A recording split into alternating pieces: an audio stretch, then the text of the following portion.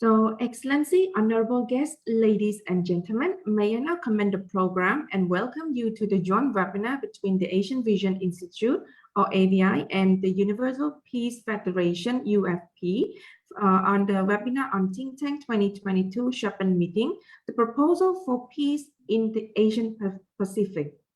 So first of all, allow me to give a brief background about what is Think Tank 2022. So the first Think Tank 2022 Sherpa meeting is motivated by the vision of Think Tank 2022, adopted and endorsed at the Universal Peace Federation 7th Rally of Hope, conducted virtually on the 12th of September 2021 to foster the Track to Peace project in the region. The first Think Tank 2022 Sherpa meeting covered three main topical issues, including first, the update on the inter-Korea relation, second, the multilateral approach on peace in the Korean Peninsula, the ASEAN role, and the third, the peace through food security and culture. And the Think 2022 Sherpa meeting lasts for about between 3 to 5 hours, including 45 minutes of the Q&A session. So the Asia Pacific Secretariat for Think Tank 2022, located at the Asian Vision Institute based in Phnom Penh, will coordinate the UPF Asia Pacific and host the Think Tank 2022 Sherpa meeting. And the whole session is actually conducted virtually, and it's recorded through YouTube and the AVI Facebook. So without further ado, I would like to briefly inform Excellency, honorable guests, ladies and gentlemen, of today's agenda. The first agenda includes the opening remarks, and then we will proceed to the introduction of the Think Tank 2022 and its objective. The first panel presentation followed by the Q&A session. Then we have second panel presentation followed by Q&A session, closing remark, and last but not least, the group photo. So I wish to inform that to encourage an active and respectful discussion today, we request all participants to adhere to three core values, namely connecting people, connecting knowledge, and connecting action, while observing transparency, mutual respect, and inclusion. To encourage an open discussion, the non-attributory policy states that you may not quote anyone by name without the express consent of that person. And allow me to double check the status of your camera and mic before moving to our main agenda. Can I have your mic mute and your camera turn off?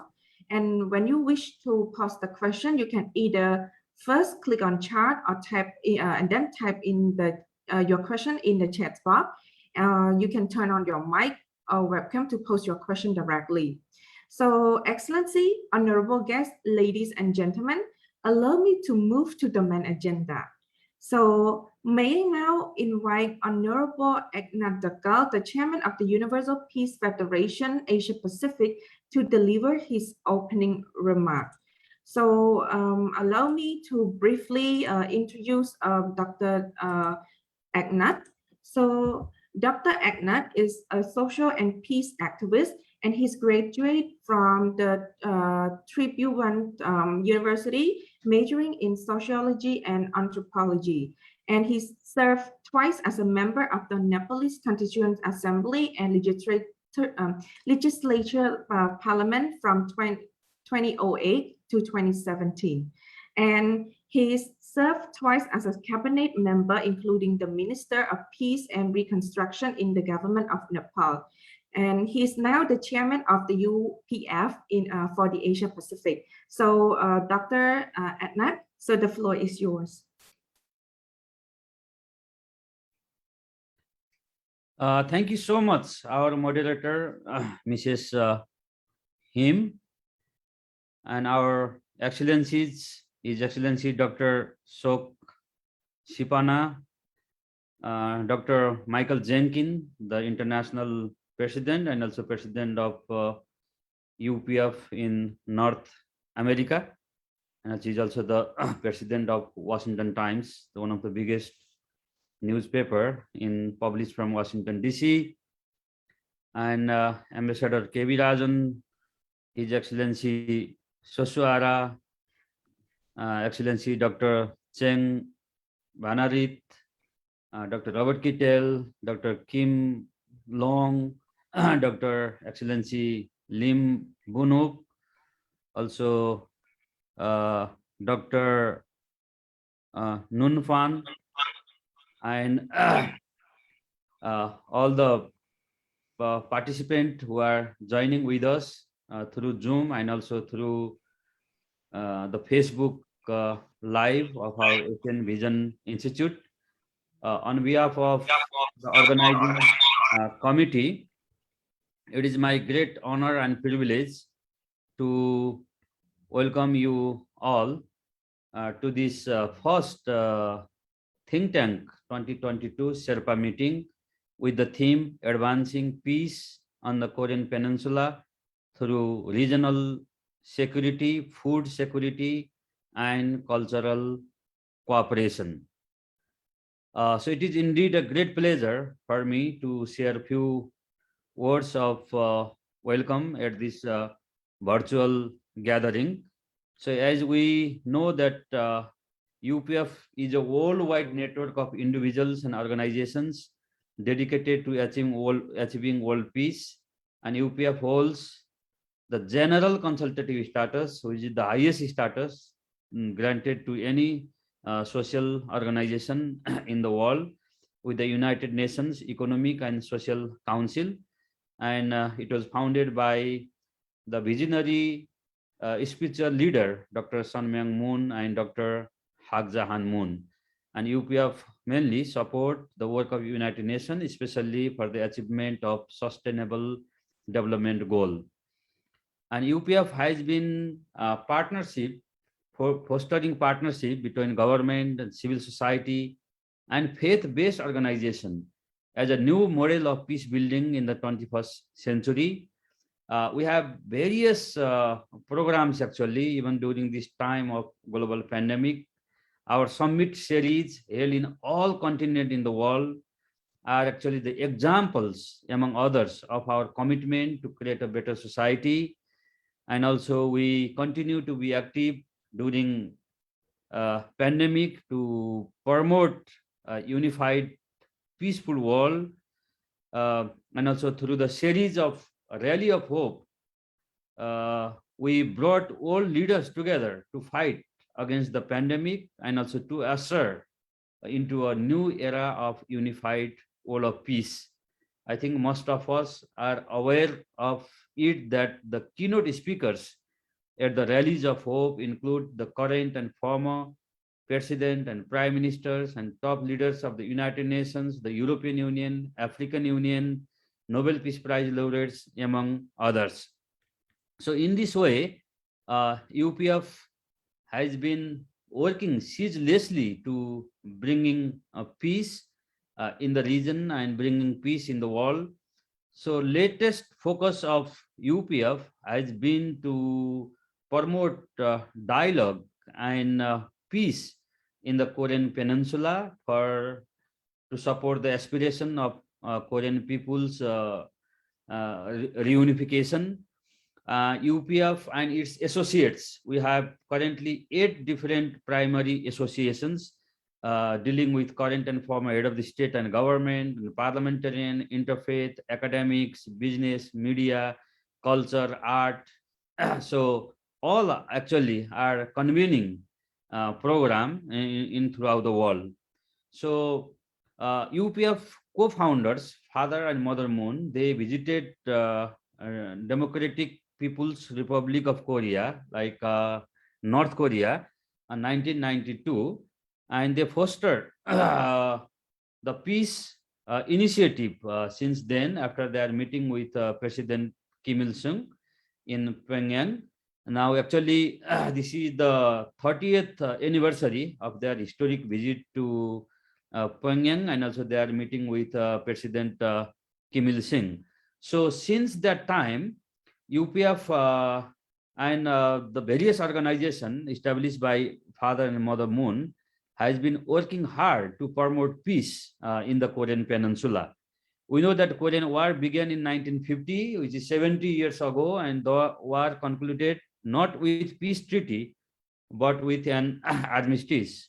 So leaving the once unified Korean Peninsula divided despite being populated by a people with a common history, culture, and language. So there are approximately 3 million fatalities as a result of the Korean War, sometimes also known as the Forgotten War. The fate of the Korean Peninsula has been controlled not only by the people themselves, but by the wider geopolitical environment known for decades as Cold War. So UPF's peace initiative is dedicated to the peaceful reunification of the Korean Peninsula. And with this in mind, so UPF actually planning to organize World Summit 2022 during our UPF International Director General, Dr. Yoon Young-ho's recent visit to the Kingdom of Cambodia, and I have a special meeting with some days Taicho Prime Minister Hun Sen. So we are discussing the appropriate date for the upcoming World Summit. Also, for your information, some dates Prime Minister Hun Sen is serving as one of the co-chair of the upcoming World Summit on Peace in the Korean Peninsula. So this think tank forum is very crucial and very, very important, because this basically provide knowledge, provide resources for upcoming World Summit, and also for various peace initiative in the world. So I really grateful for the Asian Vision Institute, who is also serving as the Asia Pacific think tank secretariat of for Asia Pacific based in Phnom Penh, took initiative to organize series of program Sherpa meeting in order to support and prepare for upcoming World Summit, which will be participated by many world leaders, including current and former head of the state and government. I'm very hopeful that with the distinguished panel that we have this morning in our discussion will really contribute through their expertise to this theme. I won't go on and on, because Dr. Michael Jenkins, who is our international president, joining from Washington, D.C. now, will explain more about the think tank global forum, because he has been convening also a series of think tank programs, especially coordinating with very high level US leadership. And also we have security expert from Ambassador Rajan from India. I hope he will cover more on the security perspective in our region. Ambassador Rajan also served as security advisor to the Indian government. So he's the best person to really advise us. And of course, we have several experts from Cambodia, led by His Excellency Dr. Sok Sifana. So we'll discuss together, and then we hope that we'll reach good conclusion. So with this, on more time, so I welcome all of you, and I look forward for wonderful deliberation. Thank you very much.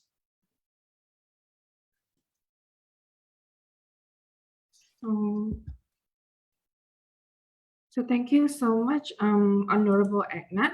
So now I would like to invite Dr. Ching Vanrat, President of the AVI and the Director of the Think Tank 2022 Asia Pacific Secretariat, to make an introduction on the Think Tank 2022 and the objective of the meeting.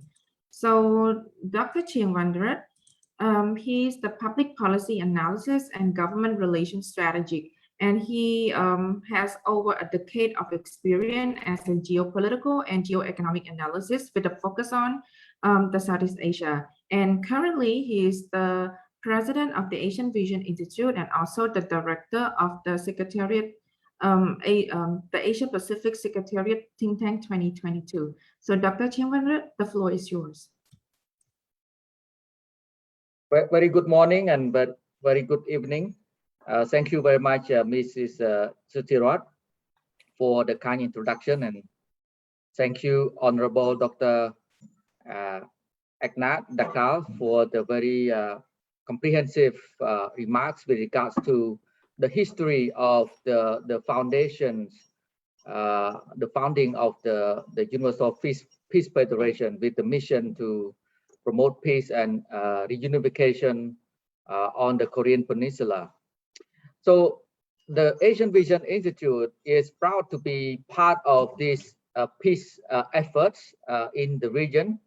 So the think tank 2022 Asia Pacific Secretariat was founded on 12 September this year with the aim to implement the ideas and action plans of the think tank 2022 initiative by the UPF, which adopted at the 6th Rally of Hope in April this year. So the think tank 2022, as Honorable Agnat mentioned earlier, is a global network of multi-stakeholder experts from the region and from different parts of the world to come together to provide innovative solutions, alternative solutions to peace and stability. So that is the mission of the think tank 2022. And the mandate of the Secretariat of the Asia Pacific of the think tank 2022 aims to first provide platforms for dialogue and networking on peace and security in the region. Second, to conduct academic and policy research on peace and mediations. And third, to promote policy communication and coordinations. And finally, to promote capacity building on leadership for peace. And here I would like to stress that our initiative on Mekong Peace Boat, which aim to provide a training program on peace to young leaders from the Mekong region, as well as from Korean Peninsula. So that is some of our activities and initiatives that we want to advance in this region. So the Sherpa meeting. So this Sherpa meeting is a kind of inputs brainstorming meeting to solicit some inputs in order for us to prepare for the World Summit, which is scheduled to take place sometime early next year. So this is important meeting because the views and the perspective here will be taken into consideration as we prepare for the World Summit, and of course to draft a declaration for after the summit. So that is the important step, and we have experts from AVI and UPF to come together to share their insights and perspective on peace and security in the region. Of course, it does not confine only to the Korean Peninsula. We also discussed the regional dynamics, regional evolution of peace and security, because the peace and stability in Korean Peninsula cannot be detached from peace and security in the Asia Pacific region. We call it a security connectivity. You know, your security is my security, and my security is your security. So our security is interconnected, because UPF have this kind of value, core value of interdependence, because they believe that as long as we become more connected and become more interdependent, then peace and stability can be sustained. So that is the belief that I think share with many of the regional leaders, policymakers, and experts, that we need to continue to connect and to create greater interdependence among ourselves. And within this pandemic, it has shown that how much we're so connected and interdependent on each other. So we need to promote this kind of networking, connecting people, connecting knowledge, and connecting actions. So thank you very much for all the panelists for your time, valuable contribution to this Sherpa meeting. Thank you. So thank you, Dr. Chim Vanrat, for the precise briefing about the Think Tank 2022. So now I wish to turn the floor proceed the floor to the panel presentation part 1. So I'm sorry. So the panel presentation part 1 here consists of 3 panelists, including Ambassador Rajan, Dr. Jenkins, and I'm sorry, only 2 panelists, and Dr. Jenkins. So first of all, I would like to invite Ambassador Christina Rajan, Director of the International Relations from the Indian Institute of Public Policy and the former Secretary of the Ministry of External Affairs of India, to deliver his presentation on the topic of emerging security issue in the Asia-Pacific. So Ambassador Christina, the floor is yours. Thank you. Thank you very much. Good morning and good evening to all the distinguished participants here in this morning's meeting or this evening's meeting. Honorable Eknathji, Dr. Chung, Vanarit, Dr. Michael Jenkins, Dr. Kittle, other very distinguished participants. It is a very great honor to participate in this Think Tank 2022 Sherpa meeting on proposal for peace in the Asia-Pacific. First, if I may, I would like to just say a few words about what Dr. Chung Vanarit referred to as security connectivity, that security in one part of the world cannot be detached from security in another. And this is particularly true of Asia. Asia has a great future. People talk about the center of political gravity in the world moving to Asia. But I think the consolidation of Asia, leave alone the Asian century, which people talk about every now and then, will be a distant dream if one of Asia's major wounds of history, namely the partitions that it has suffered more than 60 years ago, are not healed. One is, of course, the partition of Korea. The other, from my part of the world, was the partition of India. Since 1945, Korea, which had existed as a unified political entity for centuries before that, has been divided along the demilitarized zone. And since 1947, India, which was for centuries a civilizational entity of very rich diversity, was artificially divided into a largely Hindu India and a largely Muslim Pakistan amid terrible bloodshed. In fact, the largely Muslim Pakistan was consisted of 2 components separated by thousands of kilometers, East Pakistan and West Pakistan, because the province of Bengal in British India had been divided into East Bengal and West Bengal on the same basis, and East Bengal became East Pakistan, which the people of East Bengal or Bangladesh decided was not in consonance with their culture, their history, their shared language. They're very proud Bengalis, like Bengalis in the part of India. And so they fought a war of liberation and became an independent country, Bangladesh. But Pakistan and India still have not been able to come together, despite the fact that the people of India and the people of Pakistan have nothing but goodwill for each other.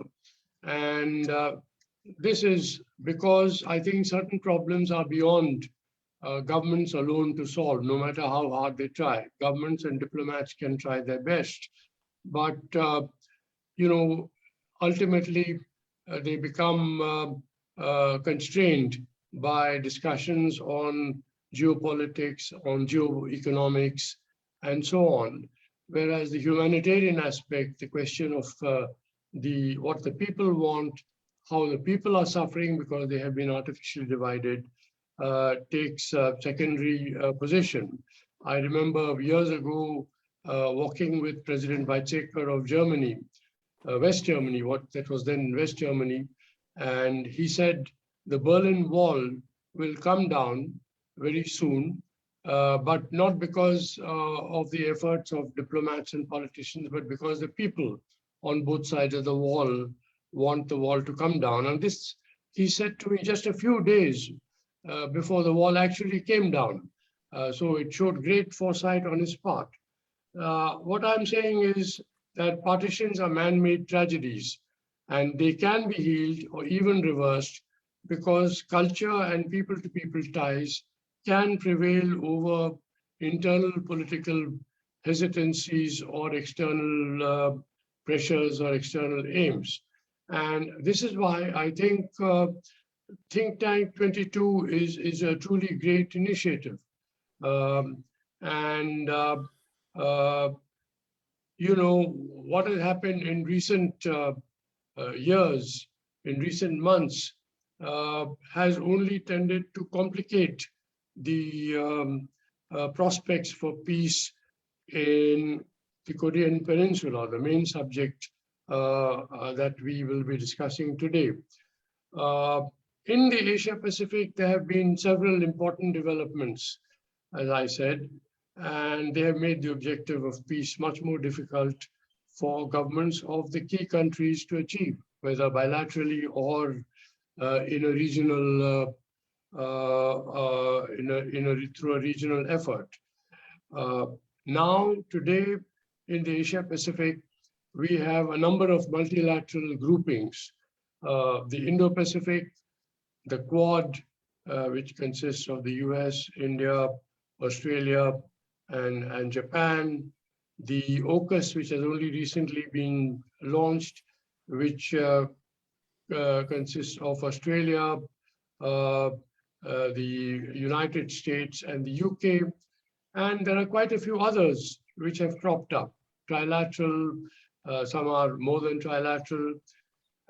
And of course, all these groupings talk about their reason for existence being to work together to maintain maritime security through greater collaboration based on shared support for peace, democracy, prosperity, and a rules-based international order.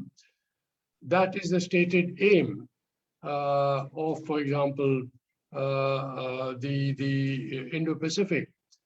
But what others who are outside these groupings perceive is not the same. For example, China has, for its part, been emphatically stating its own commitment to peace while carrying out various activities which it says are historically justified, whether in the South China Seas or Taiwan Straits or high in the Himalayan region along the contested border with India. But the perception of China as to what the Indo-Pacific or Quad or AUKUS or other such groupings is all about is very different. They see it as all these initiatives as initiatives aimed against China to keep China from achieving its ambition of becoming a major power in the world, to reduce its economic clout, etc. And similarly, the perception of all these other countries in various groupings about what China is doing is very different from what China says it is doing. So sometimes perceptions are stronger, they have a stronger force than what may be reality. And so today we find that a number of countries which otherwise could have contributed at the government level to what the North Korean government and the South Korean government are trying or may try to do to achieve peace on the Korean Peninsula, these other countries are already seen as being part of other efforts, other groups, and so their effectiveness or capacity to contribute as individual governments to the process might be limited. In recent times, we find that the mutual perceptions of all these other countries are so strong and so negative that an accelerating arms race in the Asia-Pacific is all but guaranteed. And we now see that Taiwan is also fast emerging as a very critical fault line. And the delicate balancing act that the United States had long maintained on the Taiwan issue is increasingly becoming difficult to sustain. Only yesterday, President Biden confirmed that the United States would defend Taiwan if necessary. And thus, the US policy of what was called strategic ambiguity as to whether it would come to Taiwan's rescue directly has ended. So on its side, Beijing, sees again an attempt to alter the status quo as far as Taiwan status is concerned, whereas the United States and others see an attempt or a possible attempt by China to change that status quo away from peace and stability. So again, it's a question of what countries are saying and doing, and also what they perceive each other from what others are saying and doing. The precipitate US withdrawal from Afghanistan has immense geopolitical consequences, including for key countries in the Asia-Pacific, which will find themselves aligned more or less with one side or the other, because China, Russia, Afghanistan, Pakistan may have a certain view about these recent developments in Afghanistan. The United States and other countries have very different views. So consultations are now taking place also among groups of important countries on how so-called resilient supply chains can be built so that the world is not overly dependent on sources for strategically important items such as semiconductors. And these sources may not be reliable in times of crisis. This again, China sees as a very thinly disguised attempt to reduce its global economic clout. And again, many key countries, for example, in the Mekong region or sub-region, will find themselves involved in one way or the other in the different positions being taken on the issue of resilient supply chains. In regard to the implications for Korea, the Biden approach was earlier spelled out as a calibrated, practical approach towards Pyongyang, somewhere between a grand bargain, which President Trump had tried to strike, and strategic patience, which was the earlier policy.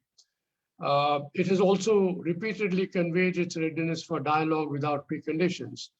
But this does not seem to have cut much ice with North Korea, which has rejected such overtures as insincere, and instead it is calling for a rapprochement with South Korea, provided the latter disengages from its US alliance. And the North Koreans appear to be testing the US intentions through a series of actions and statements. The actions include reports about plutonium-producing nuclear reactors, nuclear-capable missiles, and other leverages which North Korea seems to be sort of expanding or developing in order possibly to prepare for any talks that the US may offer in due course. It's interesting that President Kim Jong-un has said that he's preparing his country for both dialogue and confrontation. So the situation today seems to be very complicated, and there is a real possibility that even if the principal players are keen to avoid crossing the red lines, their words and actions are creating serious misperceptions on the minds of the opposite camp. And this could lead to a chain of reactions and overreactions with unpredictable consequences, for example, particularly in Taiwan. And there seem to be serious limitations on what government-to-government dialogue, whatever dialogue is possible, can do to improve the environment and move towards peace. So therefore, it is necessary to go beyond discussions influenced only by geopolitical or geo-economic factors, and a committed, sustained, determined, innovative track 3 approach, such as Think Tank 22, which has visionary high-level leadership, which focuses on geopolitical and geo-economic realities, the importance of interdependence, connectivities, people-to-people linkages above all, cutting across boundaries, and the human dimension, such as food security, addressing North Korea's economic and humanitarian needs before they result in suffering on a catastrophic scale. These could help governments and diplomats open the door for progress towards real peace. So that is a real hope, and that, I think, must be our resolve. Thank you very much. So thank you, Ambassador Krishna, for the precise presentation. Next, I would like to invite Dr. Michael Jenkins, the President of the UPS International and Chairman of the UPF North America, to deliver his presentation on peace and security in the Korean Peninsula. And Dr. Michael Jenkins is the President of the Universal Peace Federation International and Chairman of the UPF North America. And he's also the President of the Washington Time Foundation, Chairman of the Washington Time Holding, and Chairman Emeritus of the American Clergy Leadership Conference. So Dr. Jenkins, the floor is yours. Thank you. Thank you very much. And thank you to Dr. Eknath Thakal, and also Ambassador Rajan, and all of the distinguished panelists and speakers for this first Think Tank 2022 Sherpa meeting. I am very honored to be part of this as the International President of the Universal Peace Federation. I bring greetings from our International Chairman, Dr. Thomas Walsh, who is so excited and also encouraged by your work. The fact that our Asian UPF organization has been to North Korea and has engaged in such a positive way has opened the door for much more substantial dialogue, and also for the development of Think Tank 2022. I want to thank you sincerely. Many of the key leaders of the United States that have become part of the Think Tank 2022 were very encouraged by the fact that the Ambassador Rajan from India is involved, by also that the Prime Minister of Cambodia, the Honorable Hun Sen, and so many other leaders that are represented here. I want you to know that that actually had a direct effect on Vice President Pence. It had a direct effect on Secretary Pompeo, and also on Vice President Cheney and President Trump. All of them were encouraged because of the ability of the Asia UPF and the work with Think Tank 2022 to embrace those leaders. And because you can bring the leaders from democratic societies and also those who have a communist orientation, you have that amazing background, and it's very, very significant. And I want to thank you again. And Honorable Eknath, especially for you as a minister of the government for many years, I thank you. We had the program, I'd like to just share my screen. We had the program of Think Tank 2022, and I know many of you were able to be part of that. And what it did was it changes the whole level of engagement now. What is happening now is Think Tank 2022 Forum and the Sherpa Forum, even though it's virtual, it now has the full respect of a very significant force of intellectual and also diplomacy and also the ability to really bring solutions to the table with the leaders from all of the key stakeholders who are interested in peace in Northeast Asia. And this Think Tank 2022, Ambassador Christopher Hill, who is the former ambassador to Korea and the chairman of the US delegation to the six-party talks, has been working on North Korea since the mid-90s and all the way up till now. But he recently said, after the Think Tank 2022 Forum, that the Think Tank 2022 Forum is one of the most significant real engagements that has the ability to engage many countries at the same time, but it also has the background of UPF, which creates a safe environment for dialogue. And that's why we can have people like yourselves and many other leaders throughout the world, but also some can be very, very strong about what their concerns are. And particularly, we have also with the UPF as an associate and a sponsor, the Washington Times.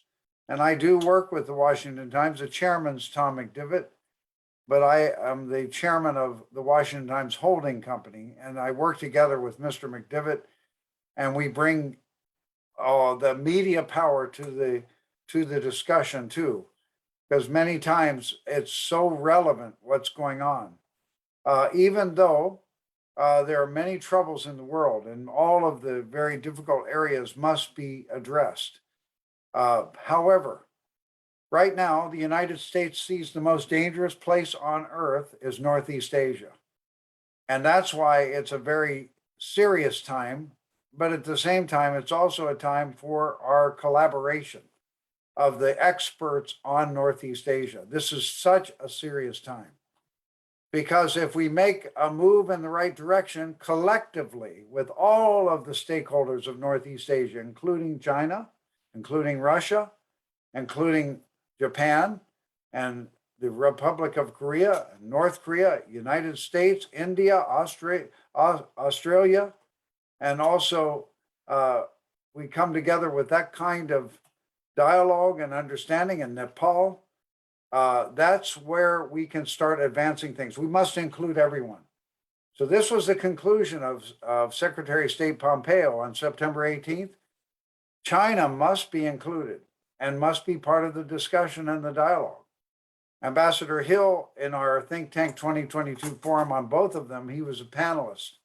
He also sees that we've got to engage China directly, and we have to paint a picture for China that shows a reunified Korea, a non-nuclear North Korea, a non-nuclear South Korea, will actually open the gateway for great prosperity for China, for all of Asia, and then beyond to Russia, and all of the world will profit from that.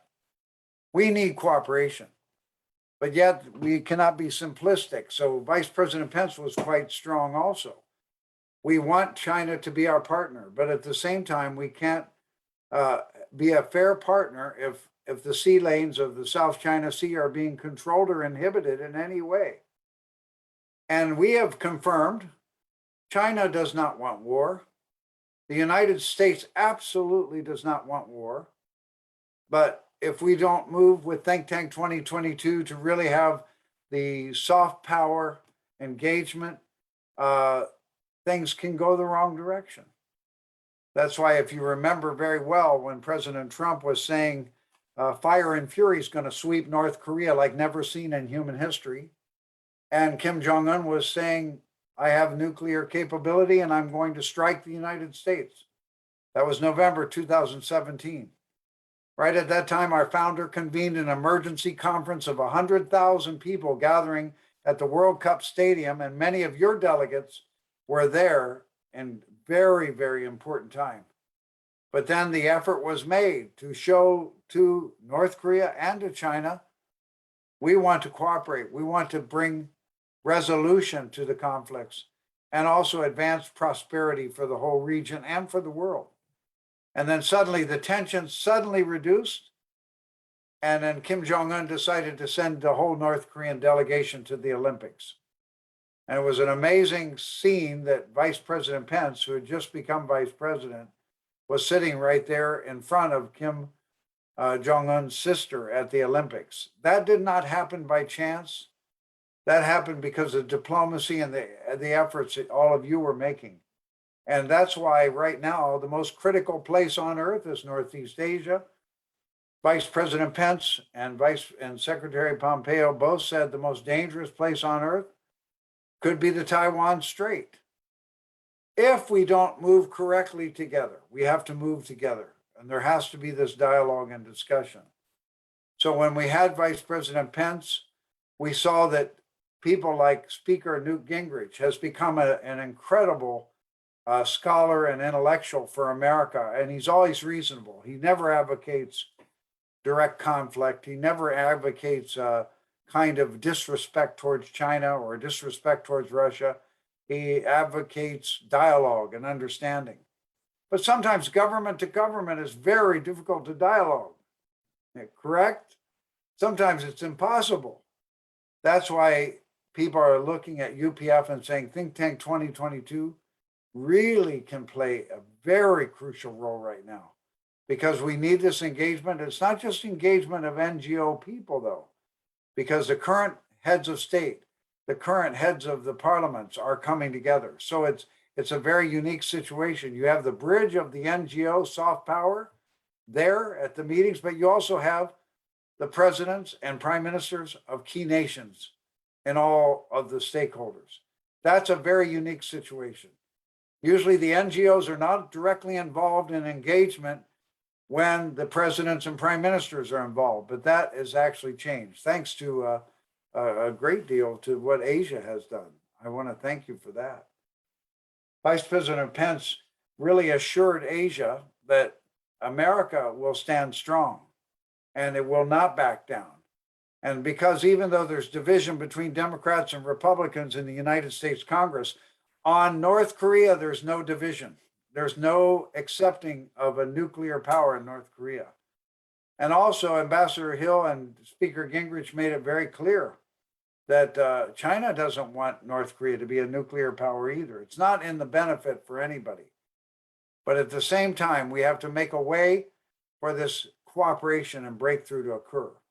So humanitarian aid going to North Korea is of a critical importance, and helping one another to really see a vision of the future where North Korea and South Korea are cooperating economically. President Trump shared with us that Chairman Kim made it very clear that he wants prosperity for North Korea, but he doesn't want it as a puppet or being controlled by any other nation, the United States or China. He doesn't want to be controlled. So because of that, we can all help each other to achieve that. And I really want to emphasize that we see that future as very hopeful. But at the same time, what we see next is that without understanding the situation of the fact that we have to also move forward with our ideological positions. Without a dialogue on ideology, we cannot come to terms so easily. So that's why Secretary Pompeo emphasized there must be respect for religion. Even if those don't accept religion, there must be respect for religion. Religious freedom becomes critically important. And that's why I think the Asian nations are coming together in many ways, But the most beautiful and powerful thing that the leadership in America wants to contribute is the fact that for the first time we have very, very good diplomatic relations between all the nations. Thanks to UPF and Think Tank 2022, we have nations that are very committed to working with Mother Moon and UPF. That's why Secretary General Ban Ki-moon agreed to be the honorary chairman of this effort of Think Tank 2022. And Honorable Hun Sen has also agreed to chair and be the seat in Cambodia of the Asia Initiative. It's an incredible moment in history. So when those kind of leaders come together, but also with the special diplomacy of Ambassador Rajan and many of you here, what we have seen is that nations that are very strongly supportive of UPF and Think Tank 2022 have diplomatic relations with North Korea, very good diplomatic relations. And yet also other nations that are very strong with UPF in America, the West, Europe, all over Europe and all over Asia, all over South Central America and Africa, they are also having very good diplomatic relations with the Republic of Korea. This is a wonderful moment in history because we need our collective efforts as one really collective body of people of wisdom and leadership and also experience. And your experience will help bring peace, permanent peace in Northeast Asia. We believe this is possible. So I want to thank the delegates here and also all the co-chairs and co-hosts for your excellent leadership to bring this about. Thank you. Because of you, Newt Gingrich became very confident in the work of UPF. Because of you, then it spread to Vice President Pence, and it's spreading on to President Obama now. And it's spreading on to all of the key leaders throughout the United States. Prime Minister Harper in Canada has joined the Think Tank 2022. So we have, this is growing. And I think we're going to see Ambassador Rajan in the next year. You've been with UPF for many, many years, and you've seen how many years it took to climb the ladder of diplomacy. But all of a sudden now, it's almost like a landslide is coming. A landslide is coming, but we must be prepared. How to steer it in such a way that it benefits all nations. So I really want to thank you for inviting me, Honorable Eknath, and to all of you, I pray for your great, fulfillment of this great responsibility for your nation and for all nations. Thank you very much. So thank you, Dr. Jenkins, for the very, inspirational remarks. And AVI is proud to be in cooperation with the UPF. So next, I would like to invite Dr. Chim Wanrat, the president of AVI and the director of the Think Tank 2022 Asia Pacific Secretariat, to deliver his remarks on the regional cooperation for peace and peace proposal for the unification of the Korean Peninsula. So, Dr. Chim Wanrat, the floor is yours. Very good morning once again, and thank you. Very inspiring, insightful presentation by our previous distinguished speakers. I just would like to have this a kind of general proposal for peace in the Asia Pacific regions. First, I think we need to understand the context of the world that we are living in now. What kind of world is it, right? So I use these three keywords to explain the state of the world that we are living now. First term is multiplexity. So actually the world is moving toward a multiplex world rather than people may perceive this a multipolar world, but multipolar world concept is a kind of a 19th century concept, right? Which give more emphasis to major powers and middle powers. But a multiplex world is a world in which small states can also play a role, right? A small state like Cambodia. And we need to understand that multiplex world, we need to understand the network relationship between and among different stakeholders. It's not only state actor, but also non-state actor. And this context, non-state actor is what we are doing now is non-state actor, right? So how we can contribute to the betterment and the restructuring of the new world order in which everyone have a place and have a power to shape continuously to shape this world order. So that is a multiplex world that we are embarking on now, that we are entering into. Of course, it's multiplex world accompanied with uncertainties, you know, and unpredictability, right? So that's why the another keyword for me to understand the world that we're living now is ambiguity. So no one can predict the future. That is for sure, right? Of course, we can develop different scenarios.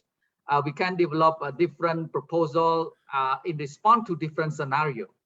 But the world fluctuates so much, very volatile and fragile, especially, you know, within the context of the post-pandemic world order.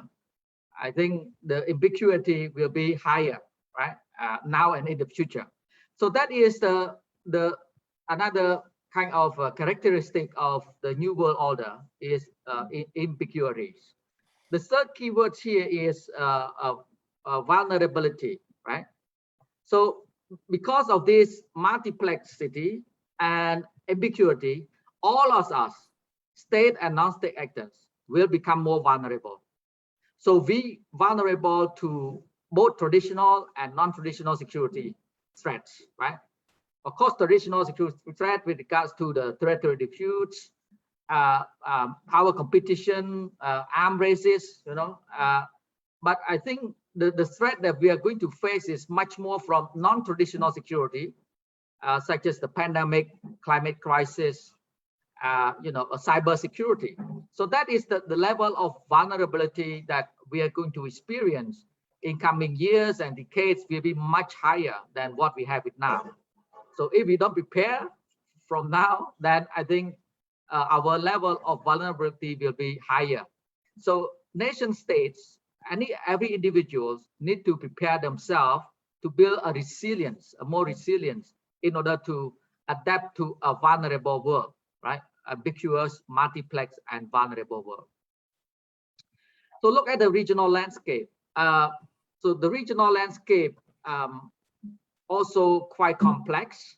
We have this kind of opposing trends, which is quite iconic and, you know, in a way, because on the one hand, we have seen a deepened economic interdependence between nation states, between countries, between societies and communities.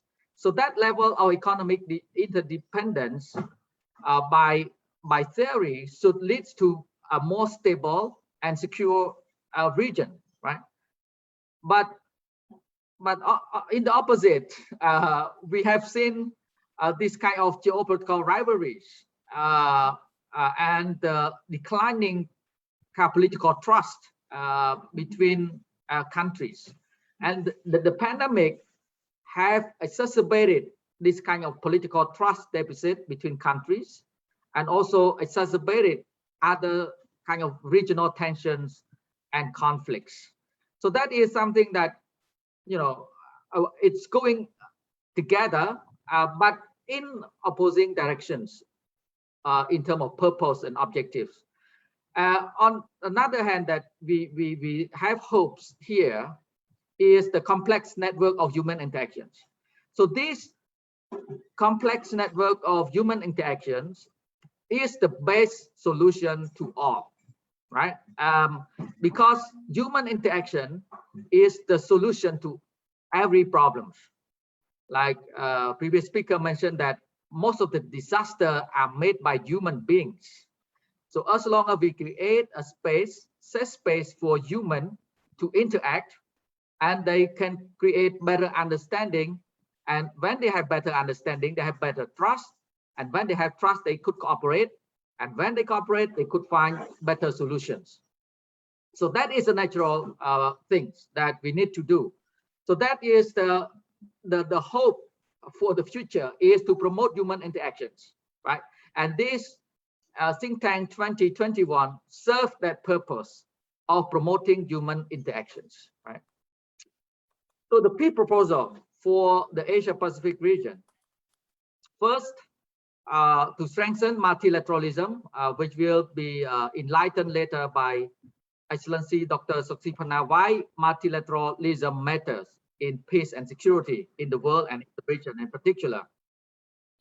So that multilateralism, as we have observed over the years, especially in the past 5 to 6 years, is in decline. It has been in decline, and the pandemic have further kind of exacerbate this kind of the decline, the impacts of the declines of a multilateral system, right? So that is something that we need to work together in order to enhance this multilateralism. But what kind of multilateralism are we talking about? So different countries may view multilateralism differently, right? But for small states like Cambodia, what we perceive is a multilateralism that is inclusive, that is open, that is based on international law. Inclusive in a way that multilateralism should not be dictated or dominated by a major power, a single or a group of major powers or middle powers, but it should be shared and constructed by all actors, including small states. So that is the small state survival strategy and diplomacy, is to strengthen this multilateral system. Second point in the peace proposal here is to promote trust-based cooperation. Why trust-based cooperation? Because if we stick to our national interests or interest focus, so much interest focus, then we cannot find room for trust. We cannot find much room for cooperation, because different countries have their own selfish national interests. But if you only serve your own national interests without taking into consideration the interests of other countries or the regional and global interests, then the world will not be stable. That's why rather than interest-based cooperation, we need to promote trust-based cooperation. The cooperation that based on our aspiration, common aspiration, and based on trust. So that's why we need to emphasize the word trust, which is the most important capital on earth. You know, trust is the most important capital. If you know, you put it in a financial term, right? To trust is the most important capital. Third, we need to continuously promote the value of peace and dialogue. Never take peace for granted. Peace needs to be nurtured. It's like a tree. You need to provide a condition for the tree to grow and to sustain, right? So that is something that we need to continuously promote, the value of dialogue and peace. So this will hopefully be implanted into the social values of all the nations, right? When the people have this kind of common value of peace, then they themselves will shape the international system or national and international system and governance system that fit into this kind of common vision of humankind, which is peace. So we need to set certain principles in order to promote the peace kind of elements that I mentioned earlier. First is the mutual respect and learning. We need to respect each other. Small state, big state, rich or poor, we need to respect each other. If some country so superior to other or don't try to show some certain behavior to dominate others, then we cannot have mutual respect. Mutual respect, it means that we listen to each other and we learn from each other. So no single theory that can explain everything. No single political system that can be manipulated in different parts of the world. So national context, history, and so on. So this kind of mutual learning is very important. Listening to each other, try to understand the expectation, the interest of the other parties, so that we can promote this kind of cooperation and peace. So this kind of mutual respect and learning, it leads to mutual understanding and trust, and it leads to trust-based cooperation that I mentioned earlier. And also we need to have a mutual interest, respect of mutual interest, and certain circumstances, we need to have mutual concessions, especially when it comes to peace dialogue or peace negotiation or mediation. We need to have mutual concessions. Don't stick to the position, stick to the interest, and stick to the common dynamics of the issue, surrounding the issues. So that concession is very important in negotiation. So how we can convince all sides to make mutual concession on certain issues. Look at the regional order that we are constructing, that is evolving, and we're trying to construct now regional order in Asia Pacific. So at least we should have these three principles in these regions. First, we need to respect international law, especially the UN Charter, because we all the member states of the UN, United Nations. So that this institution created after the Second World War have sustained peace for the past 70 years, more than 70 years. So that is something that we need to stick to, is the UN Charter. Everyone needs to respect the UN Charter. If we violate the principle and rules and regulations of the international law, then we cannot enjoy peace and stability. Second, this kind of foreign policy principle of peaceful coexistence. So why can't US and China can live together, can accommodate each other, and live in this kind of in a peaceful environment? Competition is fine, but we want to see a healthy and stable competition, because US-China relation is the most important relationship in the world, the most consequential relationship in the world. So we wish to see China and the United States can find common ground for peaceful coexistence in the Asia-Pacific region. It used to say, both leaders from the two sides, that the Asia-Pacific Ocean is big enough to accommodate two major powers, right? So the space, political space, geopolitical space, is economic space is big enough for the two powers to coexist together. So that is the message that we need to send continuously to Washington and Beijing, that we want both of you to have this kind of peaceful coexistence, accommodate each other, and work together to solve global issues. And then the third point here is ASEAN-centric. We have different competing visions on regional order in the Asia-Pacific. From my personal point of view, the most stable model of the regional order in the Asia-Pacific is ASEAN-centric regional order, ASEAN-centered regional order. Because ASEAN doesn't have ambition to dominate the region or any other countries. ASEAN wishes to be an honest broker, a mediator, a bridge to connect the two oceans, the Pacific Ocean and the Indian Oceans. So that's why we need to try to our best to promote the centrality of ASEAN, unity and centrality of ASEAN, because it is so critical for regional peace and stability, right? And the ASEAN outlook on the Indo-Pacific, which was also supported by the Asia-Pacific Summit organized by the UPF in Phnom Penh 2019. One of the kind of a commitment of the leaders at that summit is to promote, to support the ASEAN outlook on Indo-Pacific, because this is very important for the region. And I encourage all the participants to study further the substance and the vision of the ASEAN outlook on Indo-Pacific, which set certain principles and norms that can sustain peace and stability in the region.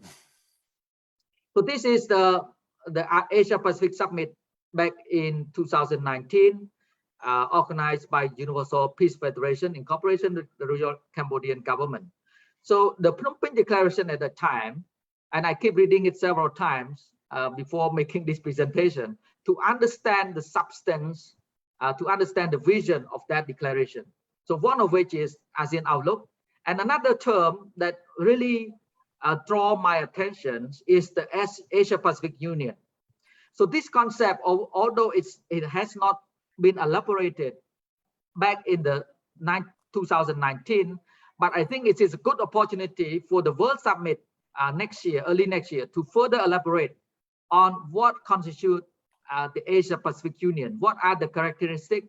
What are the key elements, the key principles? And then what should be the action plans in order to realize that vision, principle, and inspiration of the Asia-Pacific Union. So in the 2019, the keywords to this Asia-Pacific Union is social-cultural dimension of it. So that is the importance of cultural and social dimension of Asia-Pacific Union, the construction of Asia-Pacific Union. So that comes to the human interactions, the people-centered regional order, right? The people-centered regional order. So give power to the people and let the people shape the regional order for their own future, right? So that is something that we need to elaborate next year. For the Korean Peninsula, I have 3 points. We need to create conditions for dialogue. How to create conditions for dialogue is, we need to make every side feel beneficial, meaningful, and safe in order to enter the dialogue. So we need to create conditions, external, internal conditions, right, in order to have a dialogue. So dialogue first, we focus on dialogue, human interactions. As long as they have human interaction, we can have certain degree of hope for solutions. We need to implement multi-track diplomacy. Either track 1, official track 1.5, official and think tank, academic community, NGO, and track 2 diplomacy, like what we are doing now, track 2 diplomacy. So this kind of multi-track diplomacy will create a condition for dialogue. And we need to continuously build the foundation of peace, including food security that we're going to discuss later, and cultural diplomacy and social dimension of peace. So this is some of the road that we have taken before. The declaration, Panmunjom Declaration, this is something that we need to observe, to respect, because it set very clear guidelines for the future of the Korean Peninsula. But the issue is we have to respect and adhere to all these agreements. And the joint statement between Donald Trump and the United States in Singapore, 2018. So this is an important phrase in that statement, right? So the US committed to provide security guarantee to the DPRK, and DPRK commit to complete the nuclearization of the Korean Peninsula. So this is the principle that we need to respect, adhere to in a future dialogue on the Korean Peninsula. So a good deal for the Korea, no one knows, because it's very complex, but we need to have certain degree of strategic patience. We need to have a comprehensive understanding of different dynamics of different actors in this region, and try to look forward, not to look backward. History is a lesson, but cannot be trapped in the history. We need to look to the future so that we can free ourselves walking toward the future.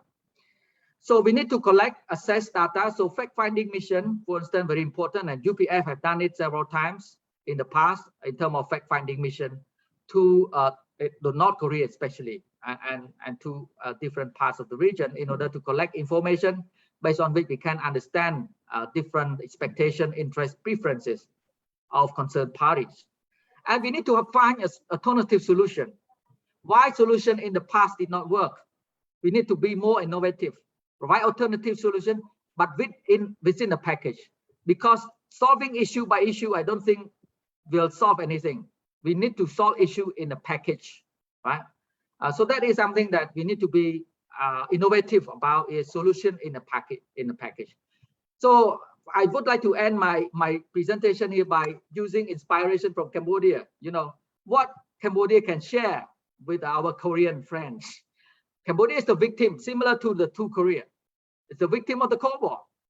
And the only legacy of the Cold War exists until now is Korean Peninsula. it's very sad for humanity, very sad for the Korean people that they still trapped into the Cold War context. There's no peace treaty yet, right? Only amnesties agreement. And today, Cambodia celebrates 30 years of Paris Peace Agreement, which the involvement of all major powers, the member of Security Council of the UN and other key members from the Asia Pacific region in promoting peace in Cambodia. But peace cannot be earned without national ownership. So national ownership here is also important. The external actor can create conditions for dialogue and peace, but the national actors are the key actors that they can make peace possible. Right? And the win-win policy that Cambodia experienced in the 1980s, that is something that can be shared. How we can reconcile the different factions, especially with the Khmer Rouge, how to provide a certain degree of security, especially economic security, physical security, safety to the former Khmer Rouge soldier, right? North Korea too, we need to think about economic security for the Korean unification and peace, right? How to promote economic security for the Korean Peninsula, especially for North Korea, so that we can have a certain degree of security and safety, so that we can have a dialogue and reconciliations and keep building the foundation for peace. So even Cambodia have enjoyed peace for the past 20 years after the win-win policy, never forget to build the foundation of peace. And I would like to end here. Thank you very much for your kind attention. So thank you, Dr. Chimpanut, for the very comprehensive presentation on especially the part for the proposal of the unification of the two Koreas. So now I think it should be times to open the floor for our attendee who wish to pose the question to our three panelists, including Ambassador Krishna, Dr. Jenkins, and Dr. Chimpanut. So yes, and then I would like to turn the floor to Dr. Ngun Panpakade, the Director of the Center of Culture and Peace Study at ABI, to handle the floor for the Q&A question in the panel presentation board. So Dr. Ngun Panpakade, the floor is yours. Thank you, Ms. Satirat. Good morning and good evening to honorable Your Excellencies, ladies and gentlemen. I have the pleasure and honor to facilitate in the open question session here. We expect to have questions from Facebook, but also here, especially here in this chat room, we have 22 participants. Please kindly raise your questions.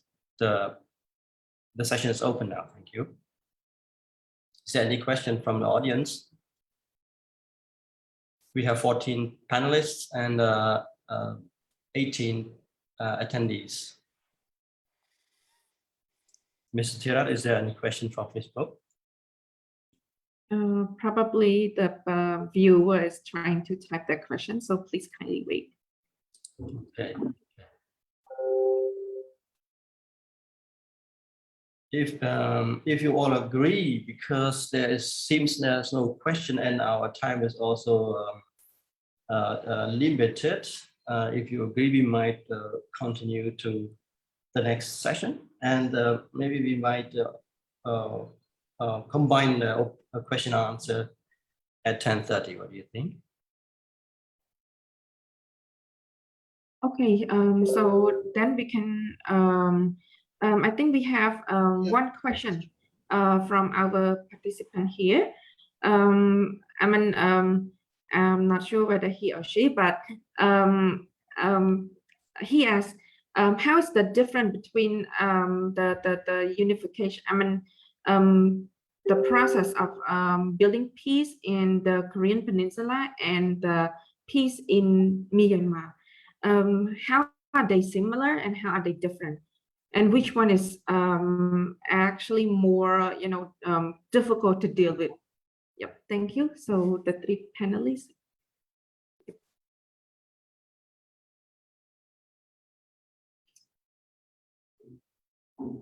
So probably I would like to pose this question to Dr. Chien Wanrat, because you have present your proposal on the unification in Korea. So it should be in link with the Myanmar case.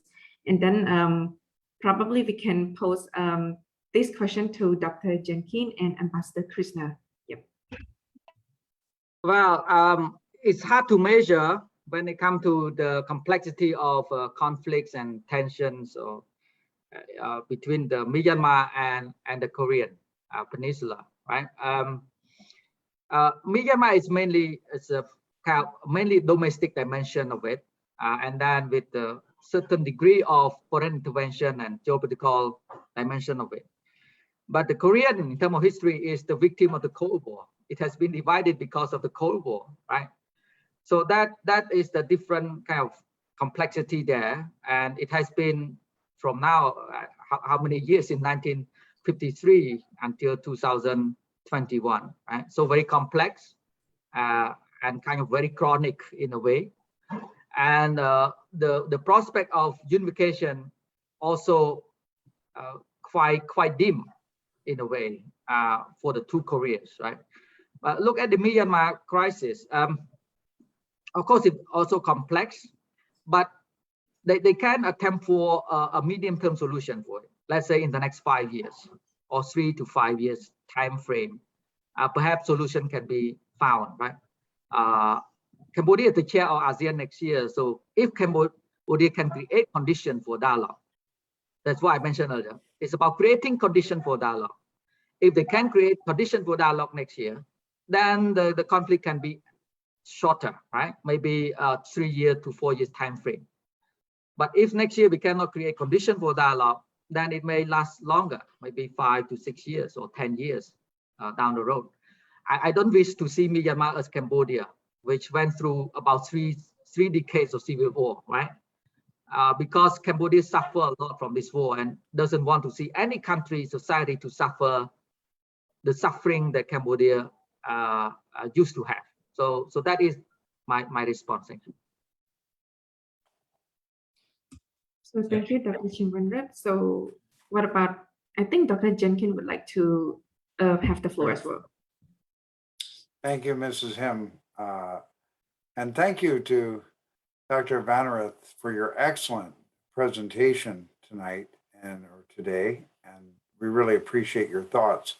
I can only speak effectively to the unification of North and South Korea and the difficulty there. I don't have enough understanding of Myanmar to compare the two, but I think for the situation of North and South Korea, one thing that's very unique is that the major countries of the world are all tied in right there on the Korean Peninsula: Russia, China, the United States, Japan, ROK, and North Korea. That's a very unique aspect, and their tensions are strong, and also the history is strong since the Korean War. There's a lot that makes it so it's not simply between North and South Korea, and it's not simply between other stakeholders. It's really a collective effort. I also want to thank Dr. Kittle, who's here, who's been very instrumental in bringing Asia together for UPF. So, but I think we both see that dialogue and also action are very, very important at this time.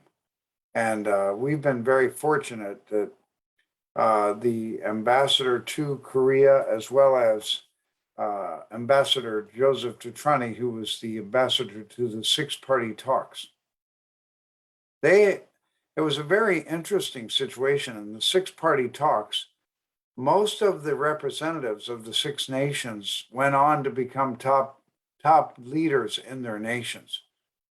For instance, the representative of China for the six-party talks went on to become the current foreign minister.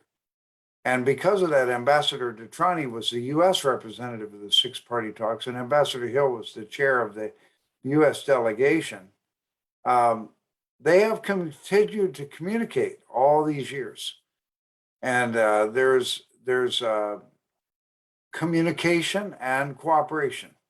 That's so important. Then also between Russia and the United States, same thing. There's channels of communication that are critical so that we can find a solution to this situation. And again, I believe that, it's conflict resolution. We do a lot also with Israel and Palestine. It's never simple when it goes back into deep conflict. It's not simple, but I do see that the one thing that changes the dynamic is what Secretary Pompeo brought to Think Tank 2022. The one thing President Trump brought to the equation of working with North Korea, and he's still communicating with Kim Jong-un, was that not only diplomacy, not only the different elements of intergovernmental relations, but also people to people, face to face. So President Trump kind of did away with conventional wisdom that we should not meet Kim Jong-un. We cannot meet Kim Jong-un because until he comes to a certain point of agreement. But President Trump turned all that around, and all the Korean experts we're working with, and we're working closely with the Biden administration now too. The top head of the National Intelligence Office on North Korea was also with us, every fact finder, and he's the main advisor to President Biden on this.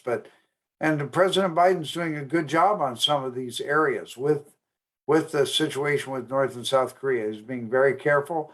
The policies are still there, and there's still an effort to communicate with China. So what I'm seeing is people to people, it's time for that. Like the delegation going to North Korea is critically important. And I want to thank you all for this kind of discussion, because I think that we can break through if we really go right one to another and continuously between nations. Thank you. So thank you, Dr. Jenkins. And now we have two panelists who wish to share their idea. Let me call for the order, because Dr. Kittel have raised the hand before Ambassador Krishna. So Dr. Kittel, the floor is yours. So Ambassador Raja, and I beat you this time. How is Gita ji? Okay, when you unmute. I have one comment and one question, a quick comment. When Dr. Jenkins talked about the sudden change in the dialogue and the rhetoric between North Korea and America, unbeknownst to, I would imagine, most people, Honorable Eknath was in North Korea. He was in Pyongyang at that time, leading a delegation of parliamentarians from Nepal, both communist and democratic lawmakers or policymakers. And importantly, Honorable Eknath handed over to the North Korean government at its highest level a personal letter from Mother Moon. And what impact, we don't know, but certainly we had a part to play in that. And I think this personal relationship kind of trumps diplomacy in many ways. I have one question. Dr. Vanarith, your presentation was excellent. I really enjoyed that. You said trust-based cooperation is the most important. It is the key. I agree with you. My question to you and to Ambassador Rajan, when he has time to speak, how can we build trust with China? How can we build trust with China? Because we've got, in many ways, trust with North Korea. We've got, the democratic nations, we've got contacts there. So how can we build trust with China? We want to reach out to do that. Thank you.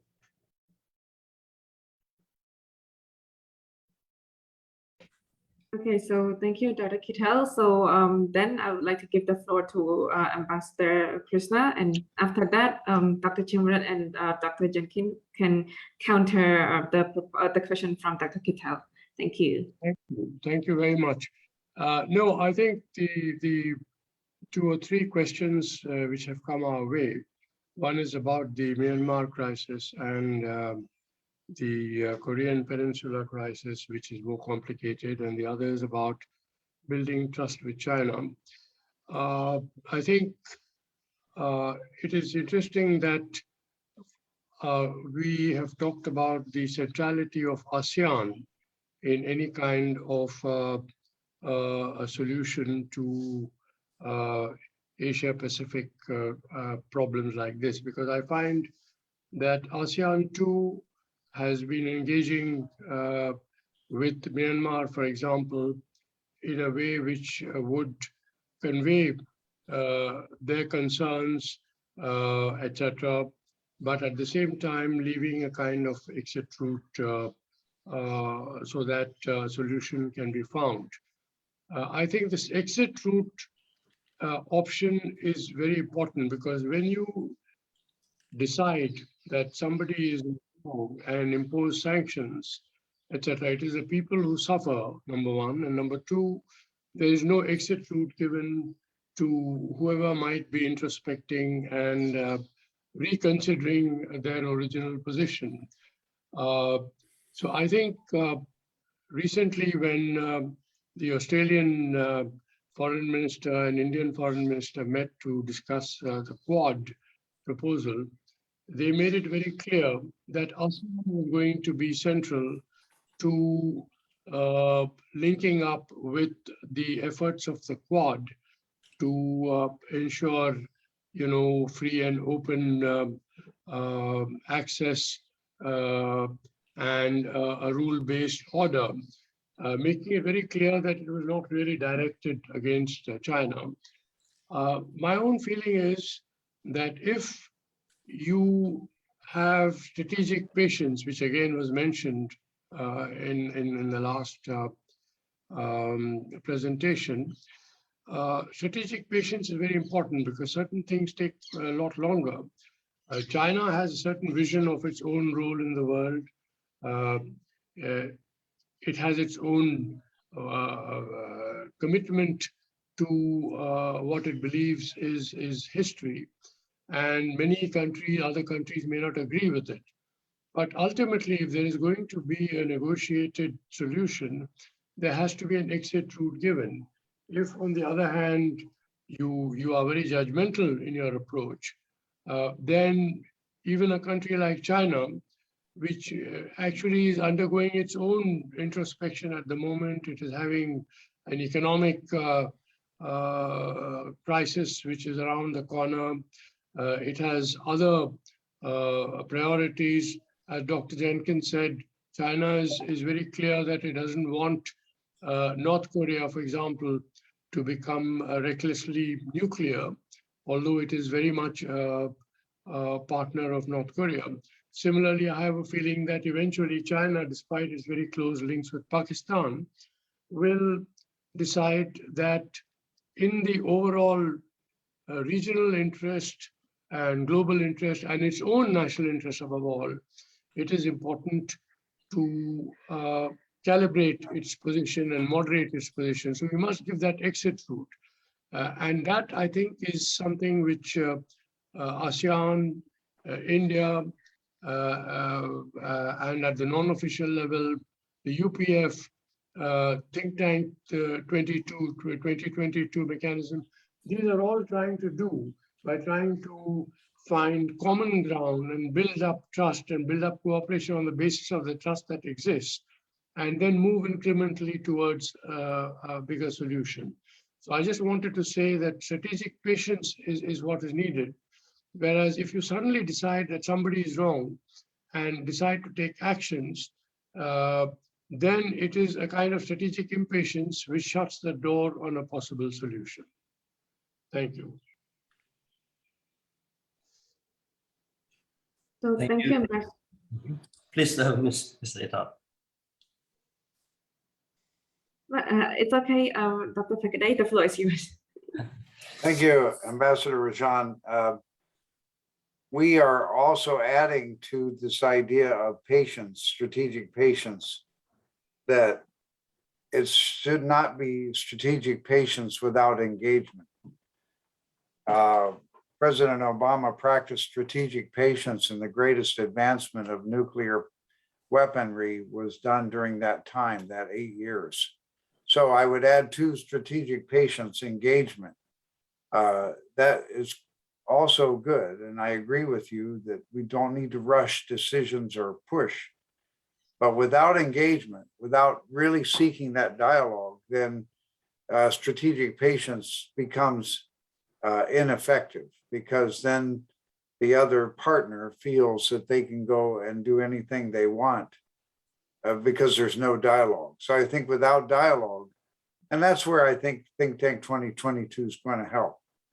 And I thank you for your great diplomacy over the years as ambassador to Nepal and France and many, many key nations. Thank you.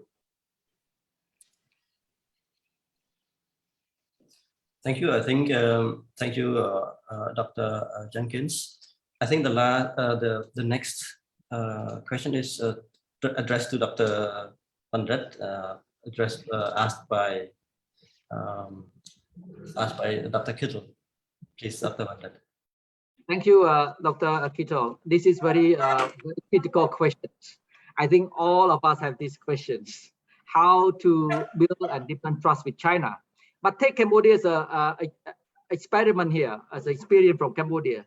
So the current state of cooperation or relationship or trust between Cambodia and China based on two individuals, personal relationship, King Sihanouk and Chu Eng Lai, back in the 1950s. So that personal relationship and friendship, have created this kind of cooperation between the two countries until now and the future. So, so that is something that the Think Tank 2022, Asia Pacific Secretariat in the region, and the government of Cambodia can help build a bridge of trust between UPF and China but most importantly, to build personal relationship, human interactions. So I think Prime Minister Hun Sen is very good at it. So I have full confidence that Prime Minister Hun Sen can build a bridge of trust because a personal relationship between Hun Sen and President Xi Jinping is very deep, right? It's a very high level. So I think sometimes Prime Minister Hun Sen can build a bridge of trust, and this is for our common goods, peace and security. China also wish to see peace and security. Without peace and security, China cannot achieve what they call China dream. So it's a common aspiration. So I'm quite confident that Cambodia can play that role. Thank you. May I just add to that? Thank you. That, I think, is an excellent answer. And the reason we are here today is because of trust between two people, Prime Minister Hun Sen and Mother Moon. And I think that on the 100th anniversary of Father Moon's birth, Hun Sen was there and they were having a celebration, and Mother Moon received a bouquet of flowers. She turned around and gave them to Hun Sen. That level of personal trust goes a long, long way. So thank you. I agree with you. I do apologize because I had another appointment that I didn't know conflicted with this. So thank you. This has been very enriching. Thank you so much. Thank you, Dr. Kittle. Thank you, Dr. Vandit. Next question, I think it should be the last question. We have two questions here in the QA box. One is from Dr. Sitikun, is about US and China relation confronting on the constructive peace building. But I would raise this question from Miss or Mr. Lim Chan-Kakada, who posted the question, do you think that any future peace talk in multilateral form should include an observer from parties like ASEAN and or UN? Do you allow me to, there's no notes to which panelists, so allow me to address this question to Ambassador Rajan.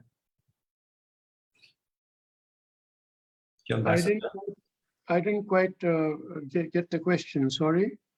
Could you yes, your Ambassador, the question was, do you think that any future peace talk in multilateral form should include an observer from parties like ASEAN or the UN?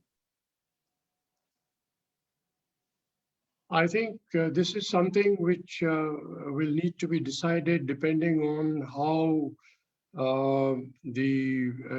what is the trend of the engagement. As Dr. Jenkins very rightly said, in a difficult situation or in a crisis, the important thing is engagement. And when I had talked about strategic patience, what I had in mind was not neutrality. I don't think, neutrality sometimes helps when it is very clear as to, what is going to produce an outcome which leads to peace and what does not.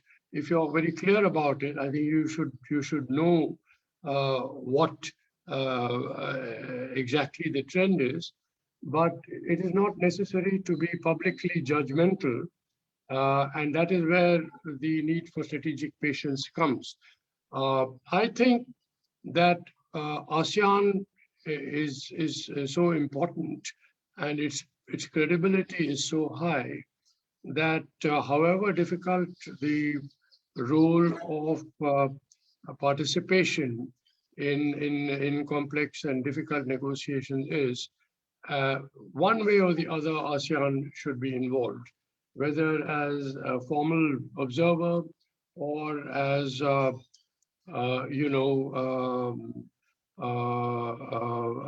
participant in some other ways.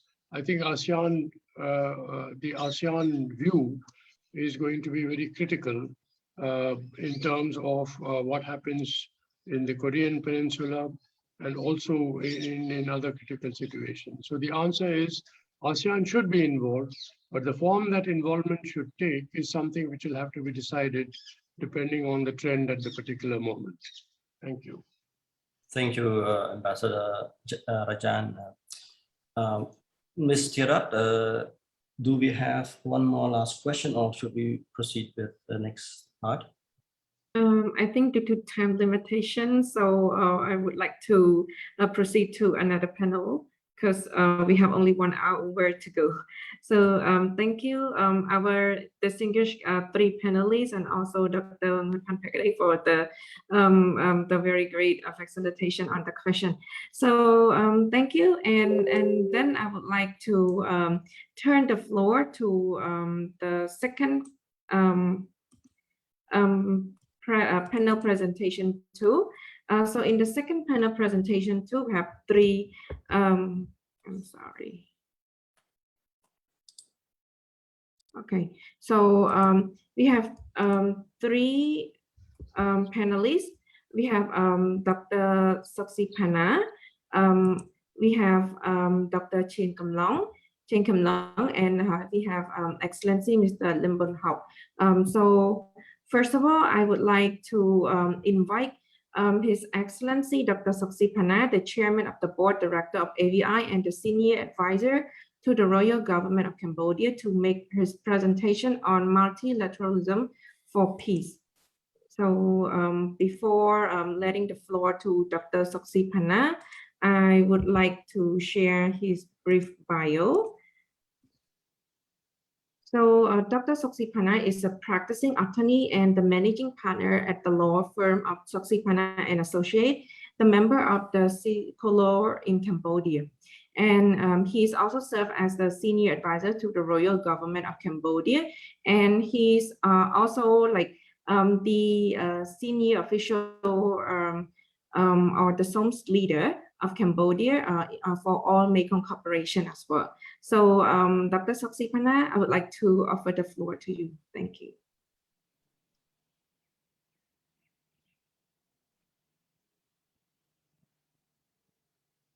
Thank you. Let me send my greetings to everybody, Ambassador Rajan, Honorable Eknak. Anyway, I think this morning is quite an interesting, I like to call it the brainstorming on how we can find ways to move forward on the peace issue relating in the Korean Peninsula. And the Ambassador Rajan, your expose was quite very, very informative. And I can relate a lot to what you said on that, particularly on the issue of the Indo-Pacific, the Quad, the AUKUS. So this is quite an interesting development. On my topic, which is multilateralism for peace, I want to share two aspects which I am personally involved as number one, as a senior official for the Asia-Europe Summit, which we're hosting the ASEM Summit, the ASEM 13 Summit this next month. So it's quite a big gathering of ASEAN and European leader, 51 country. And then you have the president of the European Commission, you have the ASEAN Secretary General. So it's the focus of our ASEAN chair this year is that we say multilateralism for shared growth. And the reason we picked that because we picked that theme before COVID. So it's quite interesting. It was before COVID. And when we decide that, okay, why multilateralism for shared growth? We felt that, for so many recent years, there's been a sort of like a rise of protectionism, a rise of unilateralism, the tension between the US and China. And these are eroding the strength of multilateralism. Of course, for the European and the ASEAN, most of us are small state, and that's why we believe that for small state, we need a strong multilateralism to give us the backbone of our negotiation. And I must say that about some 20 some years ago, when we negotiated the accession WTO, which I was the negotiator at that time, it's not easy to negotiate when you're a small country. So that's a harsh reality when you're dealing with a big country. So for us, ASEM is a forum that we feel that we can make a difference, that Cambodia as chair, and as you know, for a organization that has 51 members, and the summit is only every 2 years. So you're talking about the rotational side, it would take 100 years before we have a chance to preside or to chair the summit. So the view is that our Prime Minister decided, look, this is an opportunity for Cambodia to make a voice, to play a role in the global multilateral aspect. And even though it is quite expensive, I'm talking about pre-COVID days, right? Where if the meeting is taking in physical format, you have to spend a lot of money to build a convention center. You have to spend a lot of money to buy cars, van, to receive leaders. You have to spend a lot of money for entertainment, that sort of thing. And it's quite a major undertaking. But for the Prime Minister perspective, we say this is cost is irrelevant because it's about relevancy.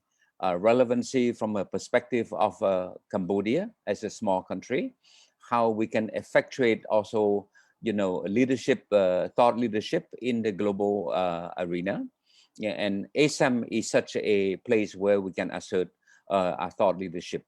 And as we speak now, I'm in the middle of leading a text negotiation for the chair statement, and also a Phnom Penh declaration where, of course, in this case, we talk about a lot of global issue about the reform of the UN, the reform of the WTO, the issue of climate change, the issue of,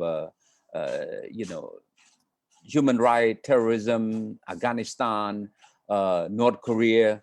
ASEM is sort of like a place where you can raise anything, you know, of global nature, right? Even the issue of a long time ago of the MH flight, MH17, that sort of thing.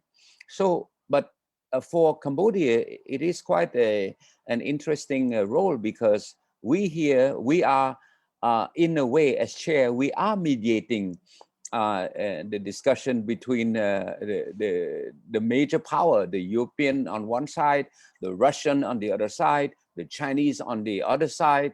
So these are quite a multi sort of like very complex aspect on how you find compromise. Of course, you know, as chair, we have the last minute, the prerogative to delete thing that you know the delegate don't agree, but we don't want to do that. And to me, the ability to see the argument on different side of the fence is quite interesting. The view of the European Union, and of course, you know, by default, the Russian have to counter, the Chinese have to counter. You see alliance formation, you know, where you see whenever the Australian raise something, that the European Union will come to help. You see also the dynamics of the UK post-Brexit, which start to have its own voice versus hiding behind the European Union. But these are the dynamics of a strong multilateralism at play. To me, it doesn't matter, you know, what would be the outcome of the statement, the chair statement. What matters is that we have the ability to allow a delegate to speak out, to voice out their view, to explain their argument, and ultimately, you know, it's a sort of confidence building measure, you know, at its best. Because, you know, the Russian will have to say their thing, the Chinese have to say their thing, the European have to counter, but ultimately we'll find a compromise. Ultimately, I've been handling the ASEM summit for the last decade, and yeah, sometimes it can go 3 nights, you know, 3 day, 3 night in a row, but ultimately before 1 minute before the summit, you know, or before the summit close, we have a chair statement. So this confidence building measure, or I like to call this preventive, sort of like diplomacy type, it's very important to let people speak out, to share their view, and ultimately, you know, find some compromise. And this is quite an interesting aspect of it. Of course, you know, we as chair, we try to sort of like tone down the rhetorics, you know, and in the case of you know, the North Korea, we are very sort of like strong in the sense that, look, we as things are now, we don't want a condemnation, we don't want a strong statement on North Korea, because we want to build the framework for peace. We want to give motivation for peace. We want to give incentive for the party to come out, you know. So this is something that I want to share from our ASEM perspective. Of course, you know, in the chair statement, there'll be a reference to North Korea for sure, you know, but it will be a very toned down. I do hope so. We still have 1 more month to negotiate the outcome, but that's a view of us as chairs, that we want a toned down statement on North Korea, so that it will open the ways for more dialogue, for more discussion on that one. And the other one that is a sort of mini multilateralism is ASEAN. Next year, Cambodia will have the opportunity to chair the ASEAN, and it will be for the 3rd time, right? So because we joined ASEAN in '99, and we have an opportunity every 10 years to be the chairman of ASEAN. And next year is our 3rd chairmanship, and we've been told that look, Cambodia chair, you're gonna have some hot potato. So it's like, okay, I said, what do you mean hot potato? Well, you can have Myanmar as a gift. you're going to have a issue of South China Sea as another hot potato. You have the Korean Peninsula as another hot potato. But we say, yeah, it's fine. You know, I would say, you know, in the case of you know, Myanmar, we're quite optimistic in the sense that Cambodia had some strong experience in terms of sort of like a peace, reconciliation, that sort of thing. That perhaps my prime minister, as one of the key architect of the win-win policy, could share his perspective to the Myanmar general, for that matter.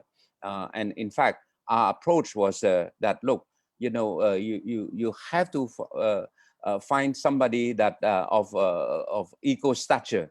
And I say that you know, the Myanmar general can look up to our prime minister, because let's face it, he's also was a soldier, you know, before, and he was also a person who been able to bring the other party to the table. The UN, I would say the UN did a great job in the peace process, but they failed in one thing, is that they failed to bring the full peace to Cambodia.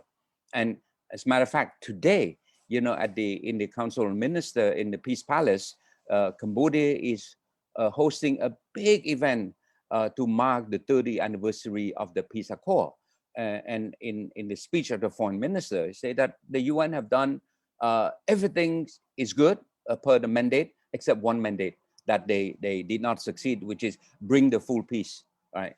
And that the legacy of that failure, you know, led our prime minister to, you know, to take charge on his own, in the fact that, look, we have to find some way, and that's how he come up with his win-win policy.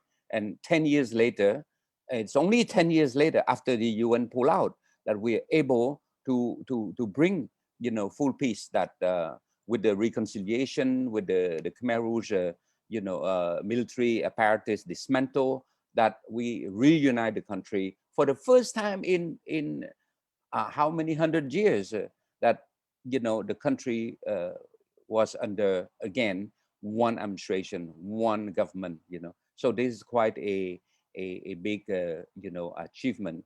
But for the Myanmar case, it's another case that could be in the favor of Cambodia as a experience sharer, is that we have a very unique tribunal, international tribunal. It's a hybrid tribunal where it's half national, half international, right? That we are now trying the leader of the Khmer Rouge regime, and so it's quite a big event. The UN has been involved for the last I don't know, for last 15 years, but it's also a sort of way out also for the military you know, government right now in Myanmar, that, you know, look, at some point they know that they will have to deal with this sort of like peace process. There may be a trial, because it's a lot of people dying because of this coup, right? So there could be repercussion in terms of criminal prosecution, that sort of thing. So the case of Cambodia, the international chamber to try the Khmer Rouge, could be a good example on how we can bring sort of like this sort of issue, you know, in a way that is not so detrimental to the ruling, you know, military junta right now. So this is something that I'm quite hopeful that Cambodia can exert some sharing experience. I wouldn't say pressure, but and there's also a possibility also that the special envoy, we just heard about some rumor that right now is Brunei is the chair, and the foreign minister is the special envoy to Myanmar. But there's some talk that when the chairmanship shift to Cambodia, maybe the special envoy will also shift to our foreign minister. I don't know. It is to be confirmed, is to be decided. But one way or the other, this hot potato will fall in our hand. And again, Cambodia will have an opportunity to to show, to exert some leadership in terms of reaching out to the Myanmar leadership and try to find some way out. But like Vanderet said, you're talking about at least if the conditions are right, you know, you're talking easily about 4 or 5 years. And I do not foresee much shorter than that because the situation is quite complex. On ASEAN, for sure, the issue of North Korea will be there. And every single year when we have the ASEAN Regional Forum, and I attend every year the summit, and it's quite interesting that in ASEAN, you know, there's this ASEAN Regional Forum that is the only place that the North Korea are invited to attend, right? And it's quite interesting when you listen to in that forum where, you know, everybody was trying to, I would say, like try to pound North Korea, you know, listen to the many foreign minister of a different country try to sort of like push their way through. And then you hear the argument from the North Korea. It's quite interesting, you know, because the issue is that when you listen on the media, there's certain narrative which is quite one way.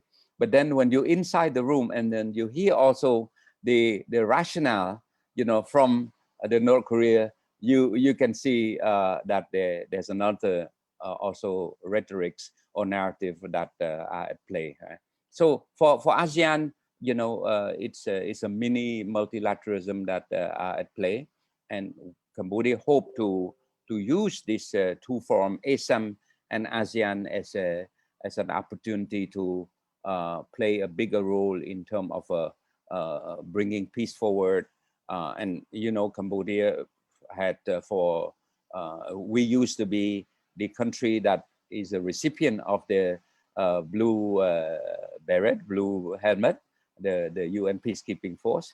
But now you'll be happy to know that we are one of the, I think the second contributor in ASEAN in terms of UN peacekeeping forces. We have sent over 7,000 of our troops already under the UN peacekeeping operation in different parts of the world. So these are our commitment to peace. Is our commitment, you know, to help different parts of the world to find some peace. So I think Cambodia have a lot to offer in terms of experience, in terms of exposure for a country, a post-war country. 30 years ago, to be precise today, we do have something quite generous to offer to the world, particularly in the area of peace and reconciliation. Yeah. So that's my you know, I stop now and I give the floor back to the moderator. Yes. Thank you. So thank you, Excellency Dr. Saksipana, for like the sharing of your actual experience of being exposed to the multilateralism and negotiation. So now I would like to turn the floor to another presentation. It's about the food security for peace. So I would like to invite Dr. Jenkins, the Vice President of AVI, to make the presentation on this topic. So Dr. Jenkins, currently, wait. Okay, so Dr. Jenkins, the floor is yours. Thank you so much, Suthirot. First of all, allow me to thank the Universal Peace Federation and the Asia Pacific Secretariat for Think Tank 2022, my colleagues, and my warm greeting to His Excellency Dr. Saksipana, His Excellency Suhyara, Dr. Michael Jenkins, His Excellency Ambassador Krishna Rajan, and everyone involved here. I think today, like His Excellency Dr. Saksipana mentioned, this is a historical day for Cambodia. While we are celebrating the first Think Tank 2022 Sherpa meeting on the historical day of Cambodia, where Cambodia, you know, achieve peace through that program, and following national, international efforts that follow. It's my pleasure to talk and share my ideas on this session. The ideas reflect my own and not that of my institute or any other affiliation institutions I belong to. We look at peace from many perspectives, and I do concur with the insight shared by the previous speakers, previous notable and distinguished speakers, that peace has many dimensions. Peace security is a multi-dimensional things that we have to cover. Among that, let me share with you the perspective of food security. In the world until today, food insecurity is a serious global issue.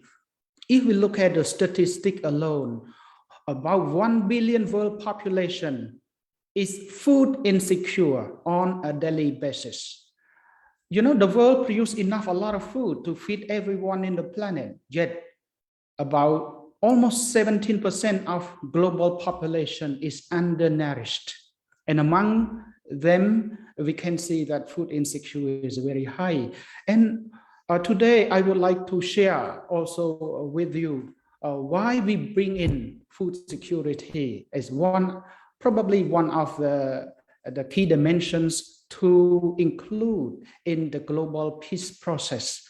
The next slide will provide that picture to you. But if we now look at the global statistic of food insecurity that affect children, undernourishment caused by food insecurity causes 45% of children's death so far. Every year, and each year about 3 million children die from hunger-related causes. All of those negative consequences causes human suffering that may stall peace efforts globally, regionally, and nationally. More than 99% of children under age 5, undernourished and underweight, putting the pressure on national development and international development efforts to end hunger, according to national development targets and also the UN SDG. Conflict is a cause and is also a consequence of food insecurity. In 2020, conflict was the primary driver of hunger. And in 20 countries, about 99.1 million people were suffering from hunger in 2020, perpetuated by conflicts, by armed rivalries. And that is the antithesis of peace. So if we look at this statistic alone, peace is very important to promote human progress, the progress and prosperity of humanity through ending conflicts, through we have the chance to promote food security for the people. Conflict and food security are interlinked in many ways. Food insecurity can trigger conflicts, but conflicts itself can also trigger food insecurity. In this dynamics between the evolving and the emerging, repercussions caused by conflicts that perpetuate food insecurity, and as a result of food insecurity that can also cause conflicts, I think we see that there is a chance and also there is a potential that we can promote global peace or national peace through the promotion of food security, or through the alleviation of food insecurity. Peace dividends and food insecurity by building resilience or a strong foundation through peace building efforts and programs. It is very critical. But so far, not much is known and about the extent to which, by improving food security, that could also prevent conflict. And I think now the Asian Vision Institute has an honor to be entrusted by national and international leaders, including some like Prime Minister Hun Sen and the leadership of the UPF. And with His Excellency Dr. Pana as a chair of the board of director, and with the Asian Cultural Council and Dr. Chim Vandrit as the president of AVI, we are working hand in hand. And I think there could be rooms that we can look at the potential, what Cambodia can offer, what Mekong countries can offer, what other countries can offer away from the gloomy picture caused by the conflicts, by civil wars, by armed races, all of those. But if we look at another angles of what each country have the potential to offer in promoting food security for the people, for the region, and for the world. And from that, I would like to link to what I have just mentioned a moment ago, that food security is multi-sectoral, multidisciplinary. The nexus between this is very important for us to look at how we can approach solutions to food insecurity in the world. The slides on the next is by World Economic Forum, established by the Water Initiative in 2011. They call it the Water, Food, Energy, Climate Nexus. This is looking at one of the supply side of food security and of the economy. But if we look at the diagram on the right, that is developed by myself for my PhD thesis some years ago, where food security is comprised by, is attributed by many factors. Among that, population is one, agricultural land is two, the ethnic fractionalization or social harmony is one. Ethnic or ethno-linguistic fractionalization can cause internal war, can cause internal conflicts, can cause civil wars. But bringing that down and promoting social harmony among people within the country and across the country could potentially be leading to promoting peace and achieving peace.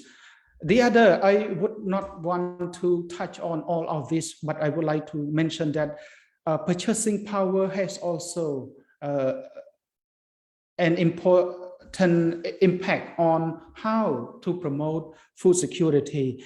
From that one, I would like to go on, just touch on a little bit the dimension of food security. There are 4 main points, but you can include the fifth main point, the fifth pillar of that is food safety.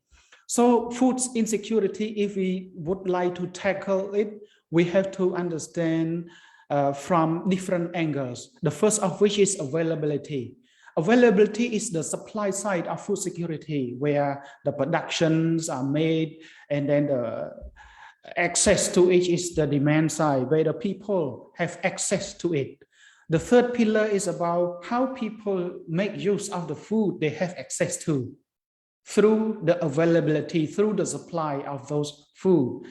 Stability is very important. I would like to elaborate a little bit more on point number 4, which has 2 components in pillar 4. The one is the food production system itself. Stability of food production system can be maintained or destroyed by civil war.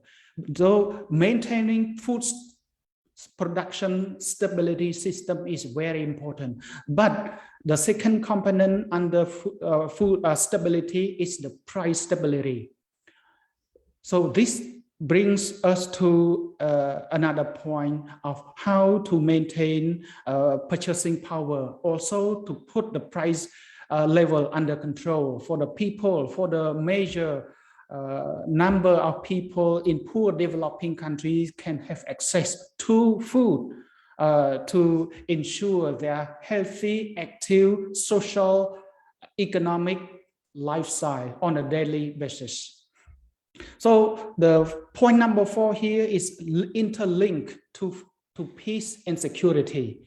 And point number 1, number 2, number 3 are very much relevant and important. But point number 4 is a key highlight to bring the attention to our audience. And point number 5, food safety is another level that I think it should be promoted, because nutrition, health, quality of life is linked to food security. So this is the dimension that we have to tackle, whether Cambodia can be working very closely with international stakeholders, the private sectors, civil society organization, including the Universal Peace Federation, in promoting a regional food security architecture that can promote peace through food security.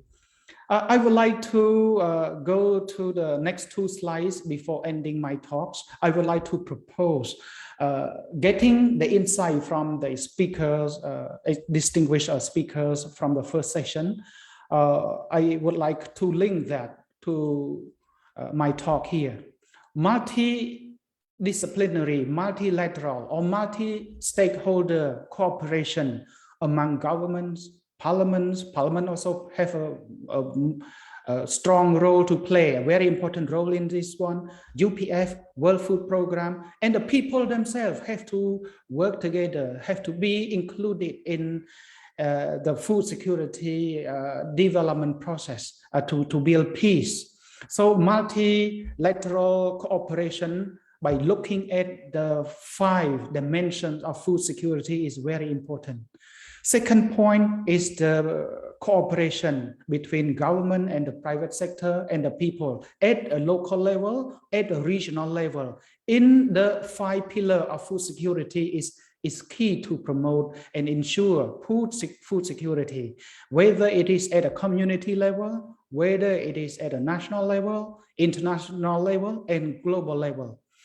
And the third point is free trade. Free trade and inclusive development fostered by inclusive development approach, where smallholder farmers can also participate actively in the production and supply to the world through free trade agreement, for instance, or through unobstructed flows of import and export across international borders that promote, that lift the living standard of the people, and at the same time improve their productive capacities in agriculture, in agro-processing, and also in other food innovation activities. The fourth point I would like to mention here is to propose that whether a small, regional initiative or program to support regional and global peace efforts can be promoted from our discussion here. And I leave that to the audience for questions. I will not elaborate on point number 4, but for example, in the Mekong country, we have sufficient water supply from the Mekong and the other water tributaries for the canals. Cambodia is a case in point where we have a lot of water supply and around almost 6 million hectares of agricultural land. But so far, we cultivate only 4.5 million hectares of agricultural land. But if we promote the other angles of food security through the development of irrigation system and food and water security while balancing energy security and climate resilience and adaptation strategies in the process, to make a regional initiative one of a program to support regional and global peace efforts.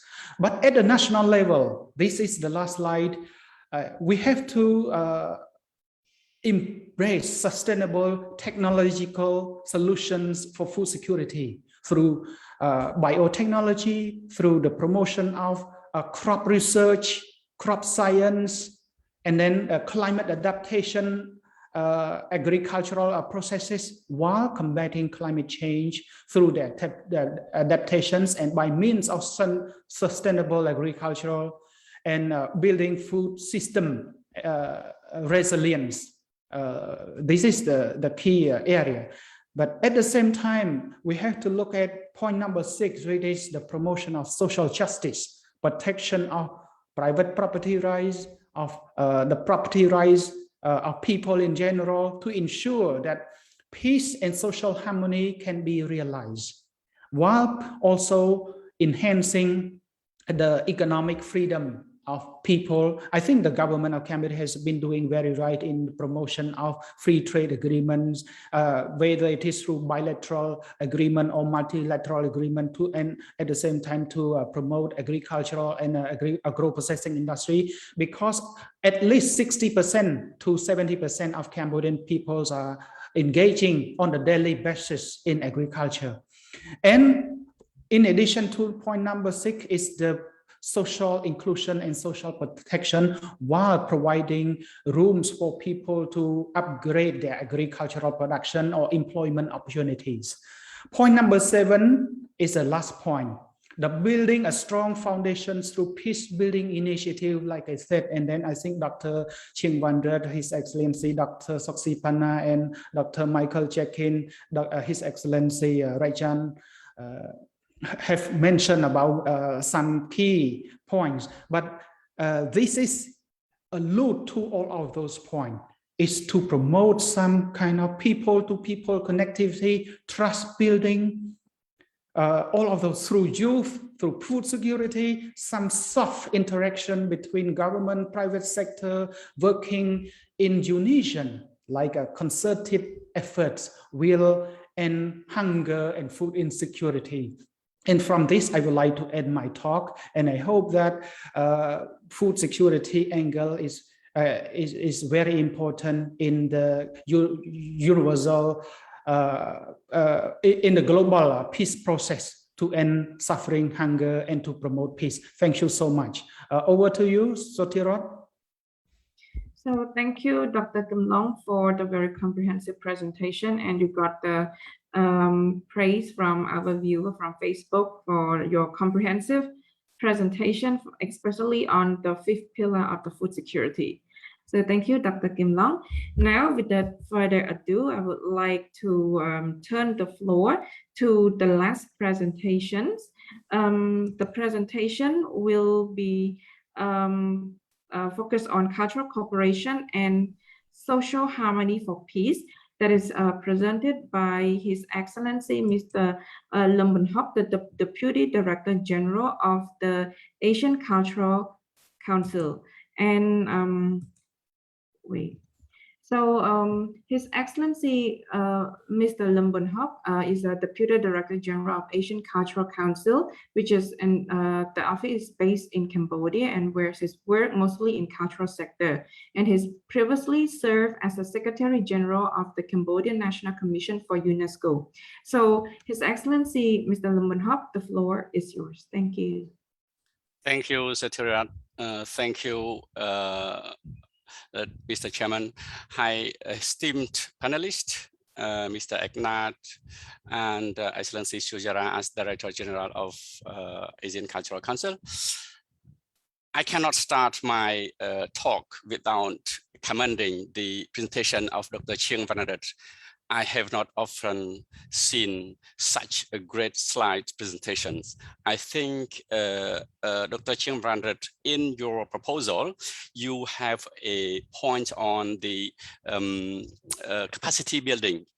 I think you can insert a component of training on how to make a slide presentation and how to make a presentation. Your presentation was a great presentation, simple, clear, logical, and straight to the point of the meeting this morning. It's really great to listen to your presentation. Really, Dr. Ching, my applaud. And before getting to the point of the item that we have in our discussion this morning, as a short introduction, I would like to recall two types of peace. The Cambodian people is used to hear about this, but I would like to recall here, for the interest of our discussion, is the spiritual peace and the physical peace. What is that? The spiritual peace teaches us to perform our duty without affecting the rights of others. It means what? It means the peace in our mind, in our heart. We are the only one who manage that peace in our own soul. And the second one would be the physical peace. What is the physical peace? It's about the comfort. It is about the right-oriented.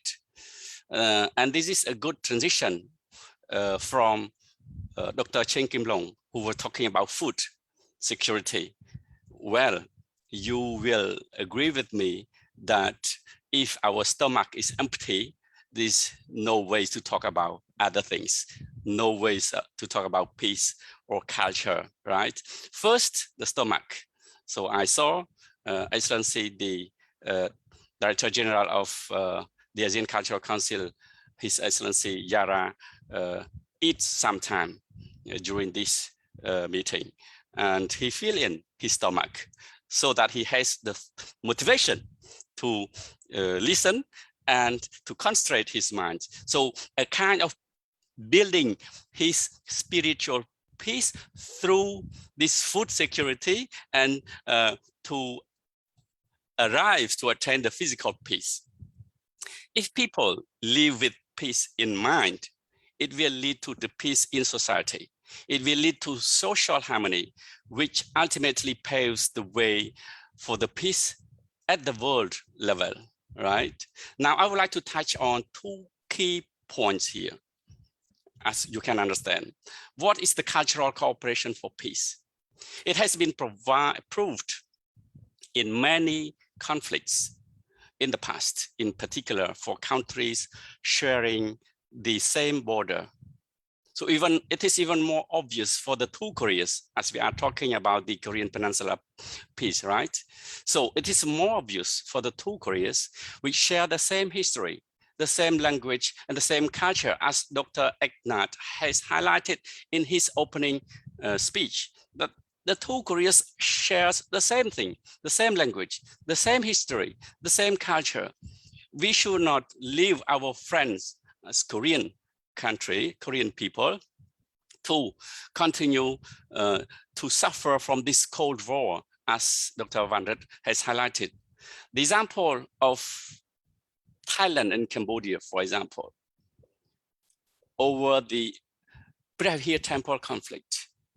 You see, that war, that conflict has been last many years. And finally, because of the cultural importance and aspects that leads the two countries to the agreement, whatever the conflict on the border, but culture prevailed. And finally, Thailand and Cambodia could reconcile through the inscription of Brahir in the list of the World Heritage Site. This is one lesson that we can use to promote the process of the peace reconciliation through the use of culture. And culture is the means of bringing people together. Dr. Ching highlighted that we are living now in the multiplicity. What that means? It means the small state can play a role, he said. And Dr. Soksisapana also raised about the roles of everyone in the ASEAN communities. And I repeat it everywhere I go, that the economy weight and the cultural weight are not the same. Some of the speakers raised that, or even Dr. Soksisapana, that during the negotiation of the access to the World Trade Organization, a small country had difficulty to bargain, to negotiate with the big countries, economically speaking. But in terms of cultural weight, whichever the country has its own culture, the culture has no price. It is tremendous, and the cultural values should prevail in any arena. Let's take an example from compare with Cambodia and Singapore. Economically, Cambodia cannot compare with Singapore, right? Dr. Ching, you can witness this. And how about culture? If we talk about culture, then Cambodia can have a room to say something. We have a long history, a long culture, deep culture. And if you talk about the North Korea and the South Korea, it is even more relevant. Why? Because as we said, the two countries share the same culture, the same language, the same history. So the two countries can get along together. Dr. Soksispanna talked about multilateralism for peace. I would add another component is that the multiculturalism. The present world is the global world. People are being migrated from one country to another country of different culture and social tradition. Sometimes migrants mix up themselves with the new culture prevailing in the society. But in the most cases, people try to preserve their own culture and at the same time demand for the recognition of their identity and accommodation of their cultural differences. So we need to educate people that it is crucial to promote multiculturalism while respecting the culture of the others. And the second point I would like to touch on also is the social harmony for peace. This is the right item of our discussion this morning. Harmony helps in generating collective consciousness among individuals, groups, and organizations to provide unique and valuable services for the whole. Harmony creates the spirit of unity in diversity. Uniqueness, but in diversity. And the collective consensus to solve the urgent problems that the world is facing today. Harmony is our common value and common human heritage. If every person, let's imagine, if every person of each society practices its own culture, devaluate without giving values to other culture, the social harmony is a multicultural society, so that will face trouble. Therefore, to secure peace, cultural cooperation and social harmony are intimately linked. It is no doubt. Now, what should we do to move forward regarding the main objective, which is the interest for all of us this morning, today, meaning to bring peace to the Korean Peninsula? I truly believe that one of the key ways, among others, of course, is to push for and to promote cultural exchanges between the two Koreas. And because the Korean people and the Korean leaders share the same culture, as I repeat again, the same culture. So I'm sure that they will be touched and will find common interest for the rapprochement. Dr. Soksispanna is a French speaker also. This is the French word, rapprochement. Rapprochement is bringing different identities, structures together for the rapprochement of the two countries. Ultimately, the two people as one in the reality, because the two Koreas as of one. So in this regard, ASEAN Cultural Council, so I'm talking about this on behalf of the ASEAN Cultural Council under the control of His Excellency Sujara is Director General, and I hope he has no objection. So the ACC will be more than delighted and honored to associate with UPF, AVI as the Secretariat of the think tank 2022 in bringing cultural forces, the cultural forces, to be part of the reconciliation process for the benefit of our lovely and fantastic Korean friends. Dr.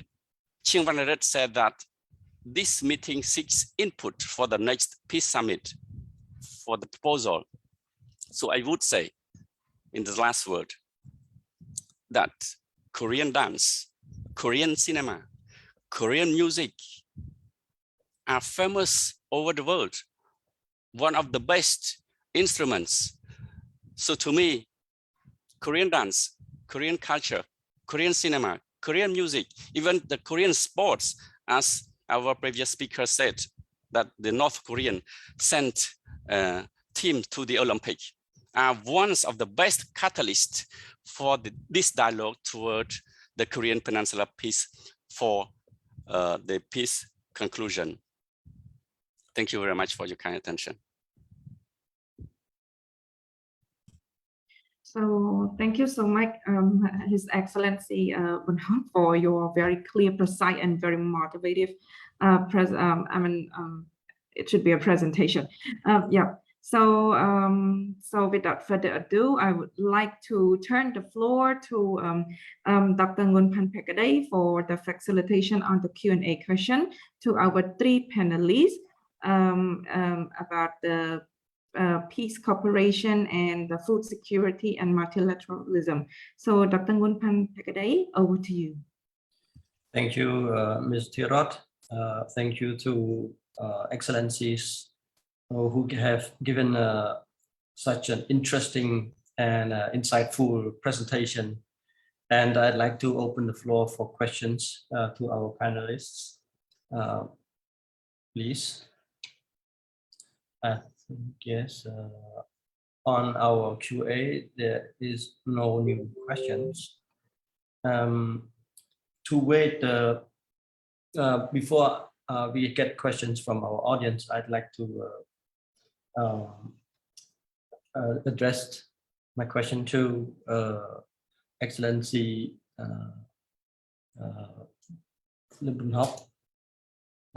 about cultural multiculturalism. This is a new word to me. It's a very interesting concept of integrating culture.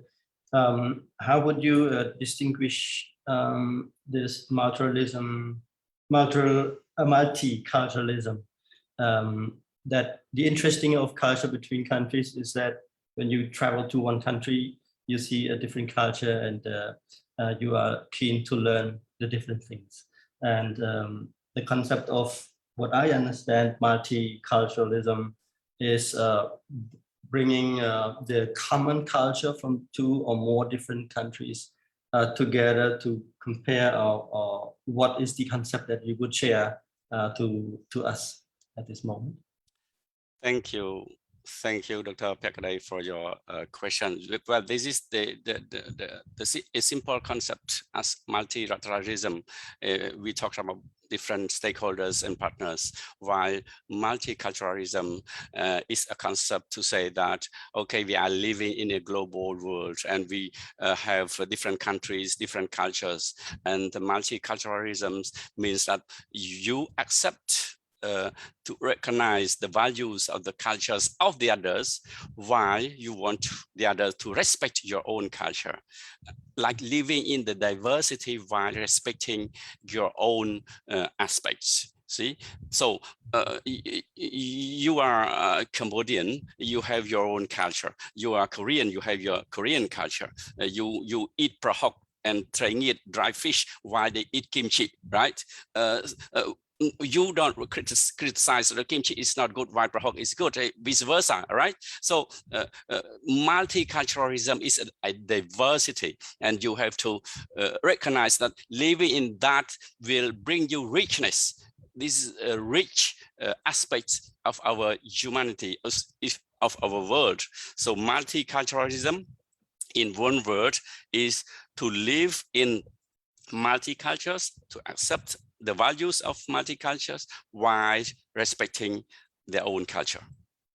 Thank you. Thank you so much, Your Excellency. I think it's a very important point also for us AVI centers working on bringing culture and religion closer to each other.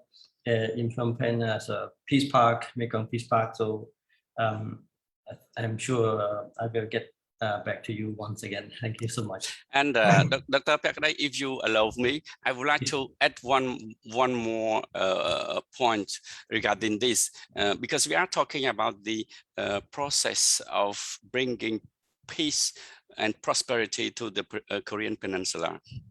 It is even easier to talk about this because it is not a question of multiculturalism in the Korean Peninsula, as we repeated many times that the two Koreas share the same culture. So it is not strange.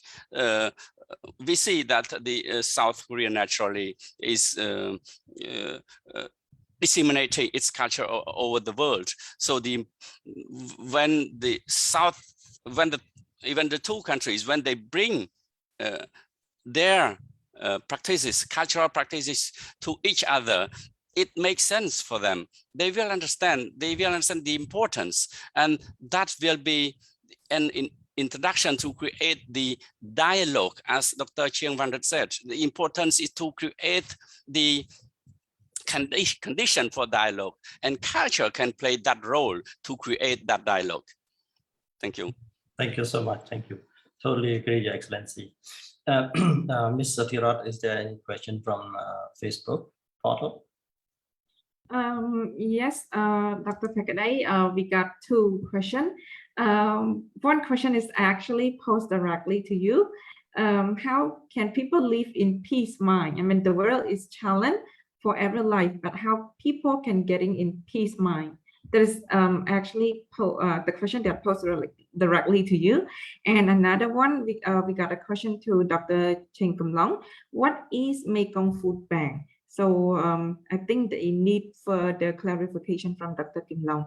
And we have one more question that posed to Dr. Suksipana and His Excellency Agnat, but probably this could be saved as the last question. So maybe Dr. Kim Long and Dr. Nguyen Pekadai can answer the question from our viewer from Facebook first. Thank you. To me, okay. Can you repeat the question again, Mr. How can people live in peace mind? Because today the world is challenging. I mean, in all aspect of sector, in every life spectrum. So yes, how can we live in the peace mind? I'm not sure. I am limited in this field. Actually, I would pass over this question to Honorable Agnat. Actually, I have learned from you, I have learned from UPF that everything starts from ourselves. Everything starts from open heart of individuals, either from inside a family, inside a nation, or different nations. And this is what I really appreciate, start from individual and then to family, to brotherhoods, to colleagues, and so forth. May I get pass over this question to Honorable Agnat about this in details? I think this is your field. Sorry, Your Excellency, please help me to answer this. Thank you. Thank you, Excellency. Unfortunately, I am here in PCR test right now, so might be difficult for me to speak. Okay, Your Excellency, no problem. Maybe may I pass this question to Ambassador Rajan, if you agree to share your vision on that. If I got the question right, it is how can we, what was it? There's something that I missed in the question. What was the question actually? Ambassador Rajan, the world is challenged for every life. How can people getting peace in mind? How can people get, sorry? Get peace in mind. I see. No, I think as has been stressed repeatedly, ultimately we have to realize that all human beings really want to find peace more than anything else. And the important thing is not to sort of be judgmental about each other or to imagine that there are boundaries between each other, but to think of a common destiny. Now, one of the problems is that very often what individuals want or what peoples want are in conflict with what the governments are prepared to permit, because very often the government of the day in a particular country might object to cultural interaction with across the border, because it goes against the present policy of the day. And for example, in India's case, Bollywood is a great cement between people in India and people all over the world. Bollywood is a great cementing factor. But when there are tensions between governments, Bollywood, or sometimes it is art exhibitions, sometimes it is musical performances, all these are actually prevented. And that creates a bit of a barrier, which is unnecessary.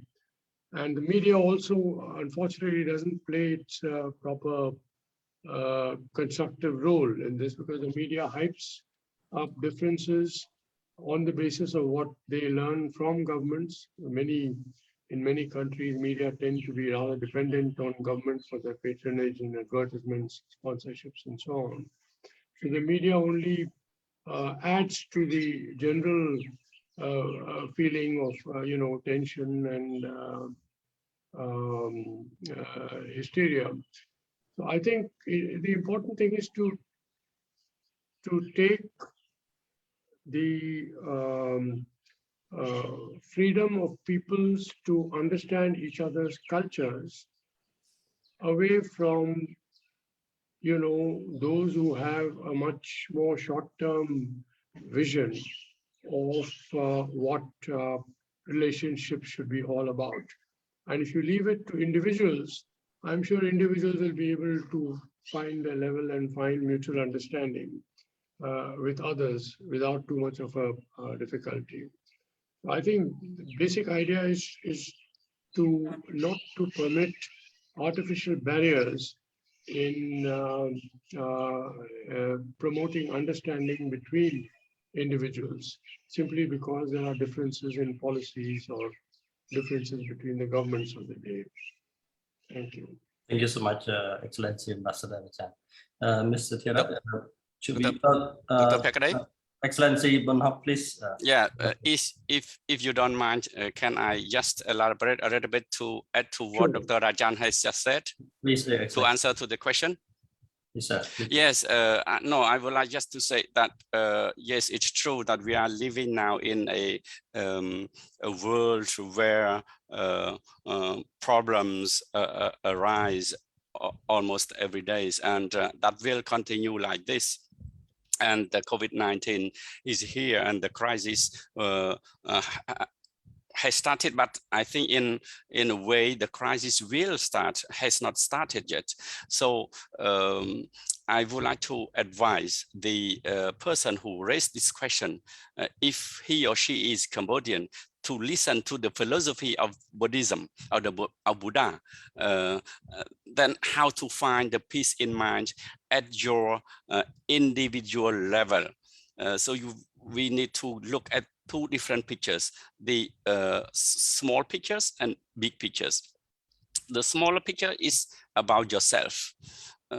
Try to learn from the philosophy of Buddha. Get out of all the jealousy, too much ambitions. Think about your own need and not to jeopardize the other's interest. All of that, different aspects that can bring you the peaceful minded aspects. And then in the big picture, if you can't do anything beyond your capacity, your possibility, but don't think about that, leave the others to do. So the importance is to study, to examine, to think about yourself. What is your need, and how to bring your own happiness to yourself and your family. At this micro level, I think you don't need to worry too much about the big picture of the world. Thank you. Thank you, Your Excellency, Unhok, and thanks to the question. I think we should pass over the question. Mr. Sathirath, can you repeat again about addressing to Dr. Kamlang about food security? Yes, Dr. Pakray, what is Mekong Food Bank? The question is short but need more elaboration. Thank you so much for the question. I think today's theme of our Sherpa meeting is about advancing peace on the Korean Peninsula through regional security, food security, and cultural cooperation. So we look at the issues of food security from the perspective of a country, from the perspective of a region, and from the perspective of the world. Food security in the Mekong here, to put it simply, during the pandemic, COVID-19 pandemic that hit the world, many people became poorer or more food insecure. So the risk of food insecurity for many Cambodians, many people in the region, many people in the world have been exacerbated by global pandemic. But the pandemic also provides us a window to think and rethink about how we can plan in advance to cope with the existing and emerging food insecurity challenges of our time. So that is one thing. The second point is about climate climate change that cause disasters and unpredictability in weather patterns that affect food production and food security. So Cambodia is relatively safer than the other country in the region, while we have abundant resources and while we can leverage that together with those natural resources and the potentiality that other Mekong countries have. So I think that we should probably pilot or study and brainstorm about how to build a regional food bank, which is a regional architecture in terms of food security. Cambodia and other countries in the Mekong taking advantage of those abundant natural resources, of increasingly interconnected road infrastructure, logistic framework, all of those, while addressing climate change, coping with climate change, with threat of all of those, and then future pandemics is one. And also the current food insecure challenges in North Korea, in many other parts of the world.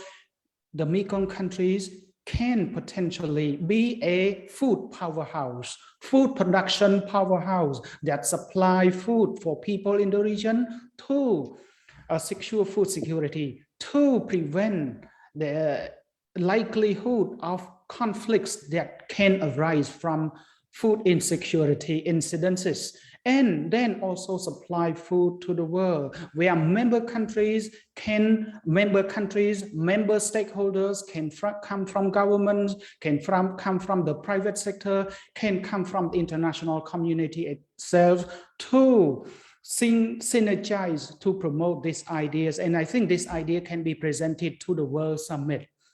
And I'd like to end this. Thank you so much for the question. Hope that it helped answer the question. Thank you so much, Dr. Kim Long, for the answers. And next question, I would like to raise a question from Dr. Karis Vandatana. Can I ask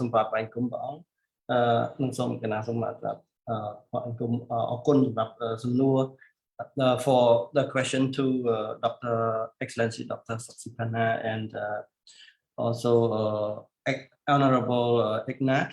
The question is, nowadays geopolitical rivalries of so-called superpower are ever on. the rise at competitions for supremacy in the Asia-Pacific have become fiercer and more dangerous. In the complexity, how can we find solution to all these, which may eventually lead to an favorable conditions for reunification of the Korean Peninsula? May I address this to Excellency Dr. Saksipana first, please? The question is the situation, the geopolitical situation is getting more difficult. Is that what it is? Yes, sir. The complexity in relation to the power of countries, superpower, the races, and get complexity. So how can we find solution in this complexity, which may eventually lead to favorable conditions and reunification, especially in the Korean Peninsula? So.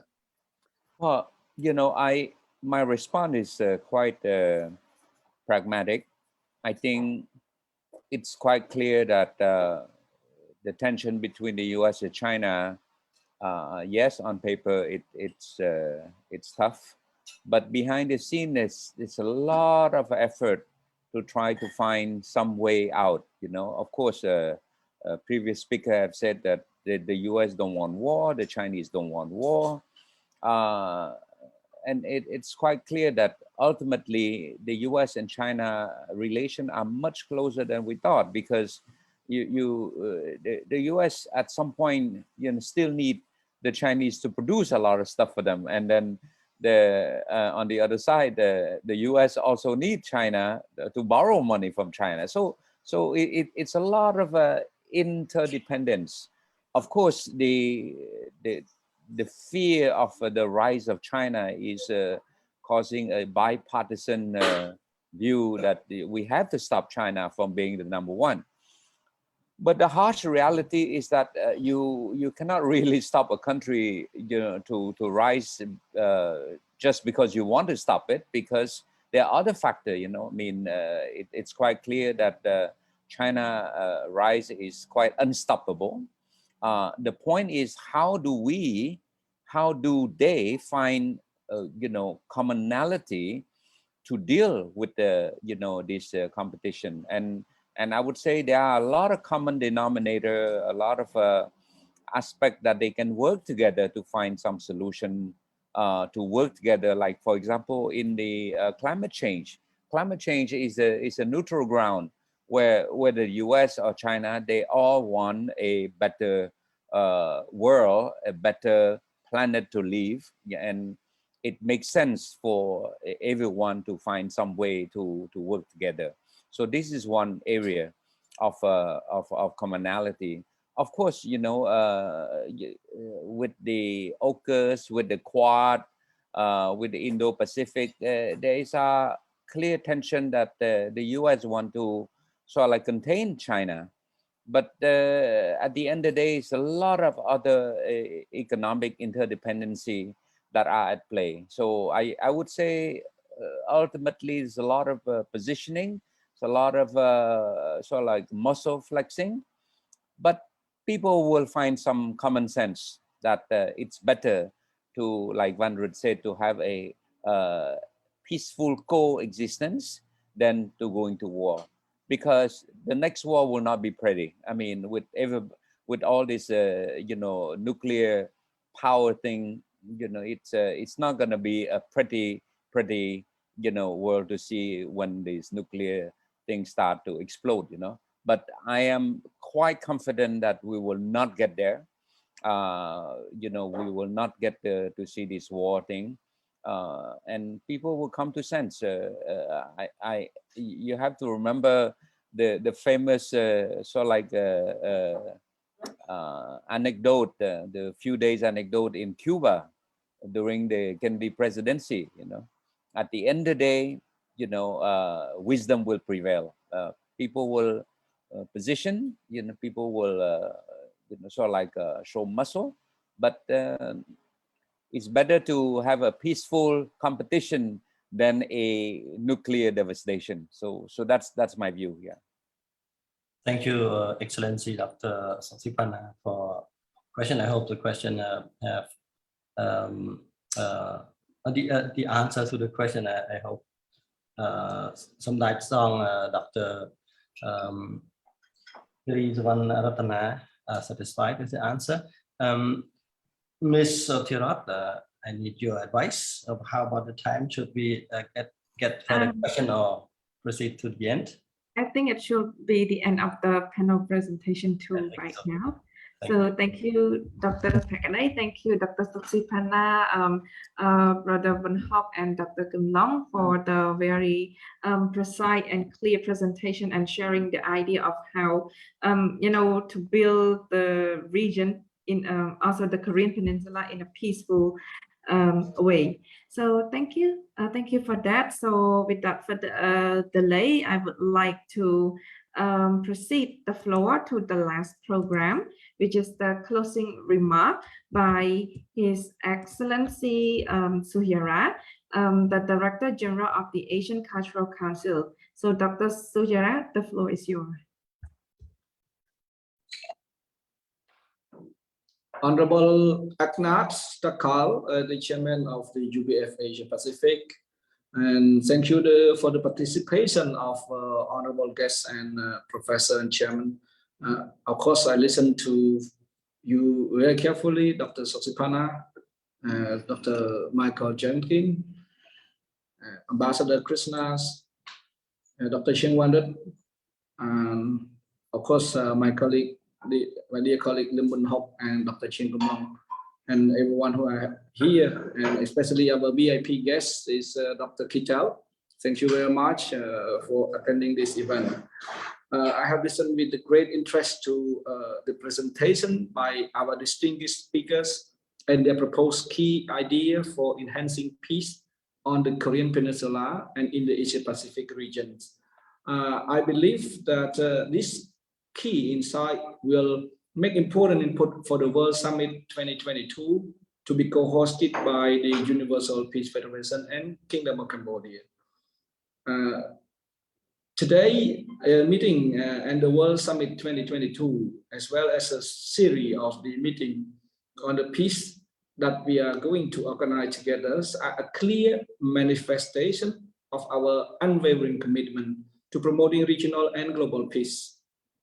We know that regional and global peace has been severely threatened, especially over the last 5 years due to the intensified great power rivalry and the rise of protectionism, nationalism, populism, and racism.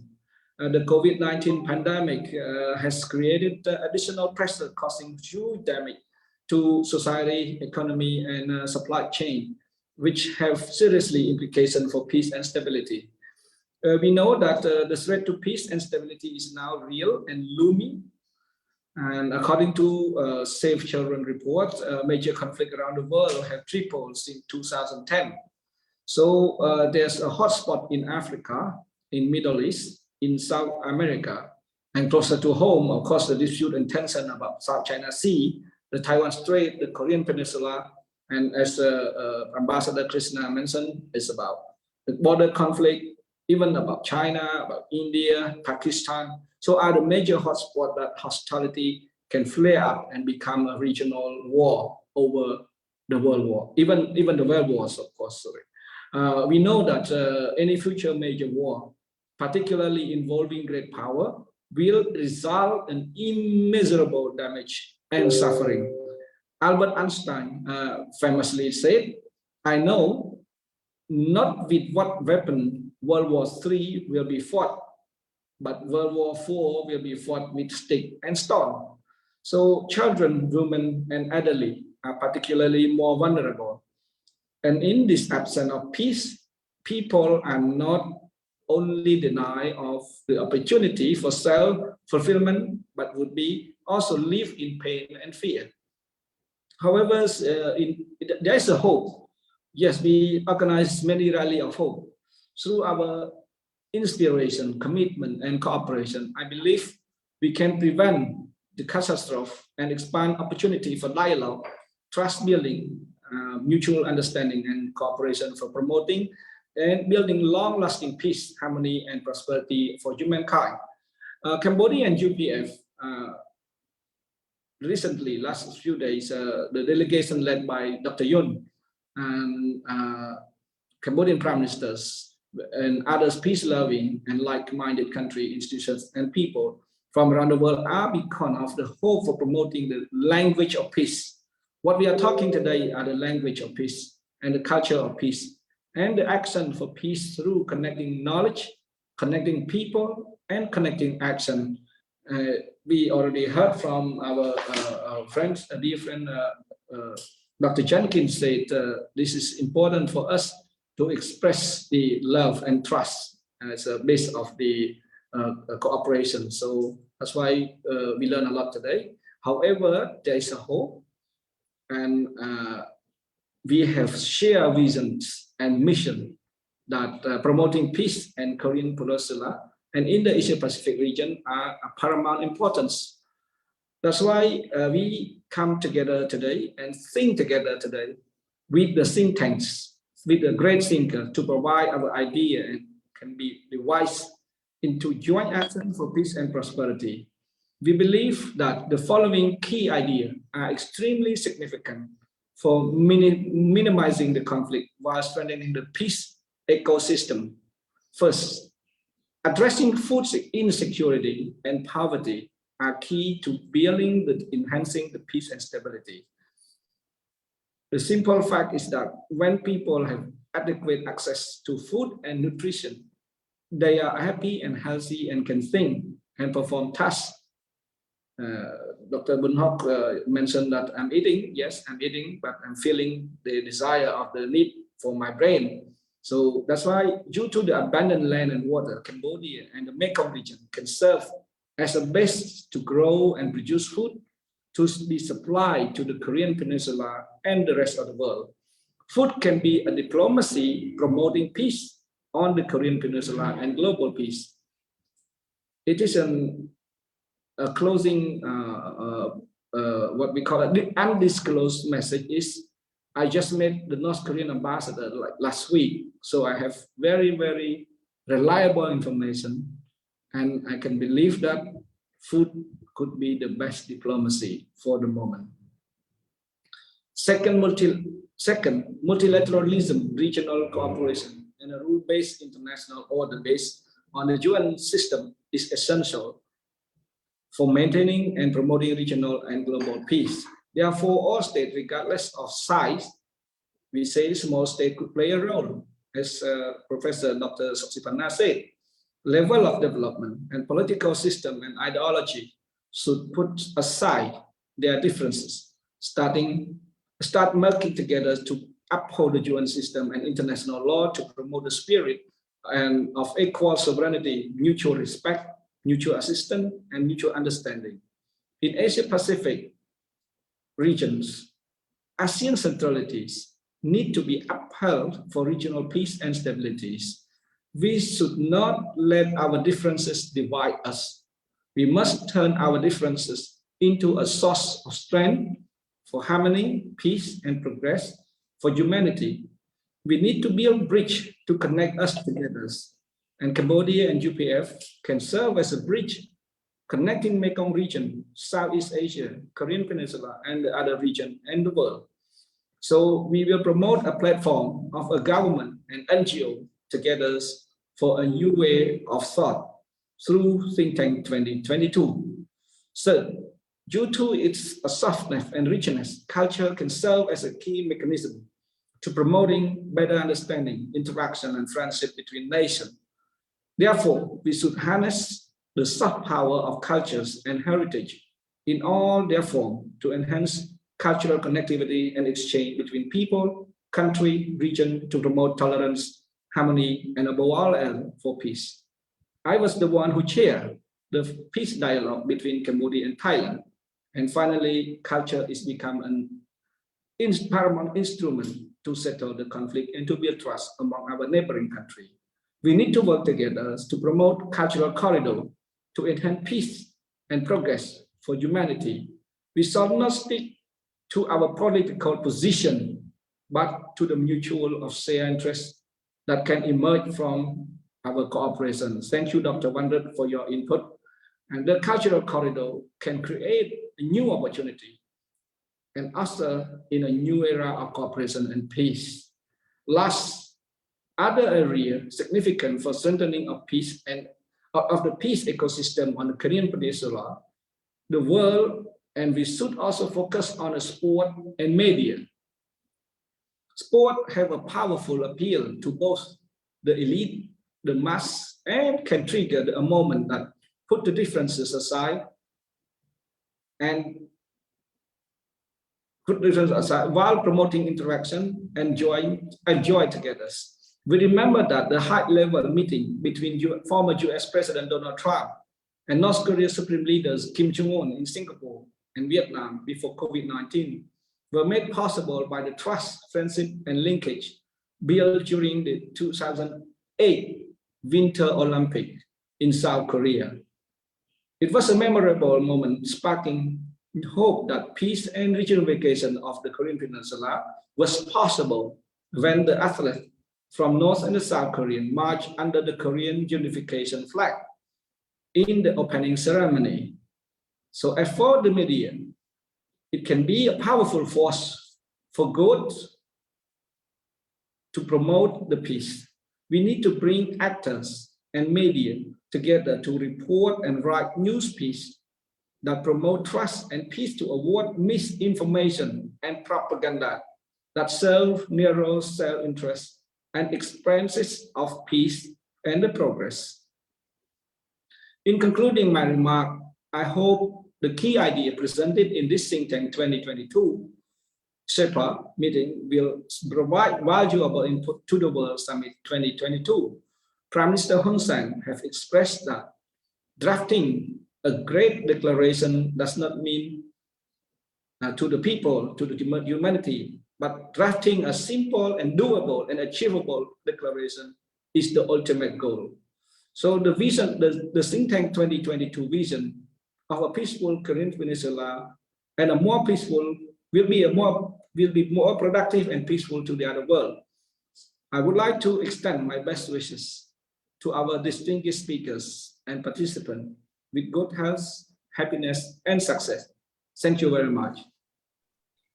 So thank you, His Excellency Suhyara, for your insightful and motivational remarks.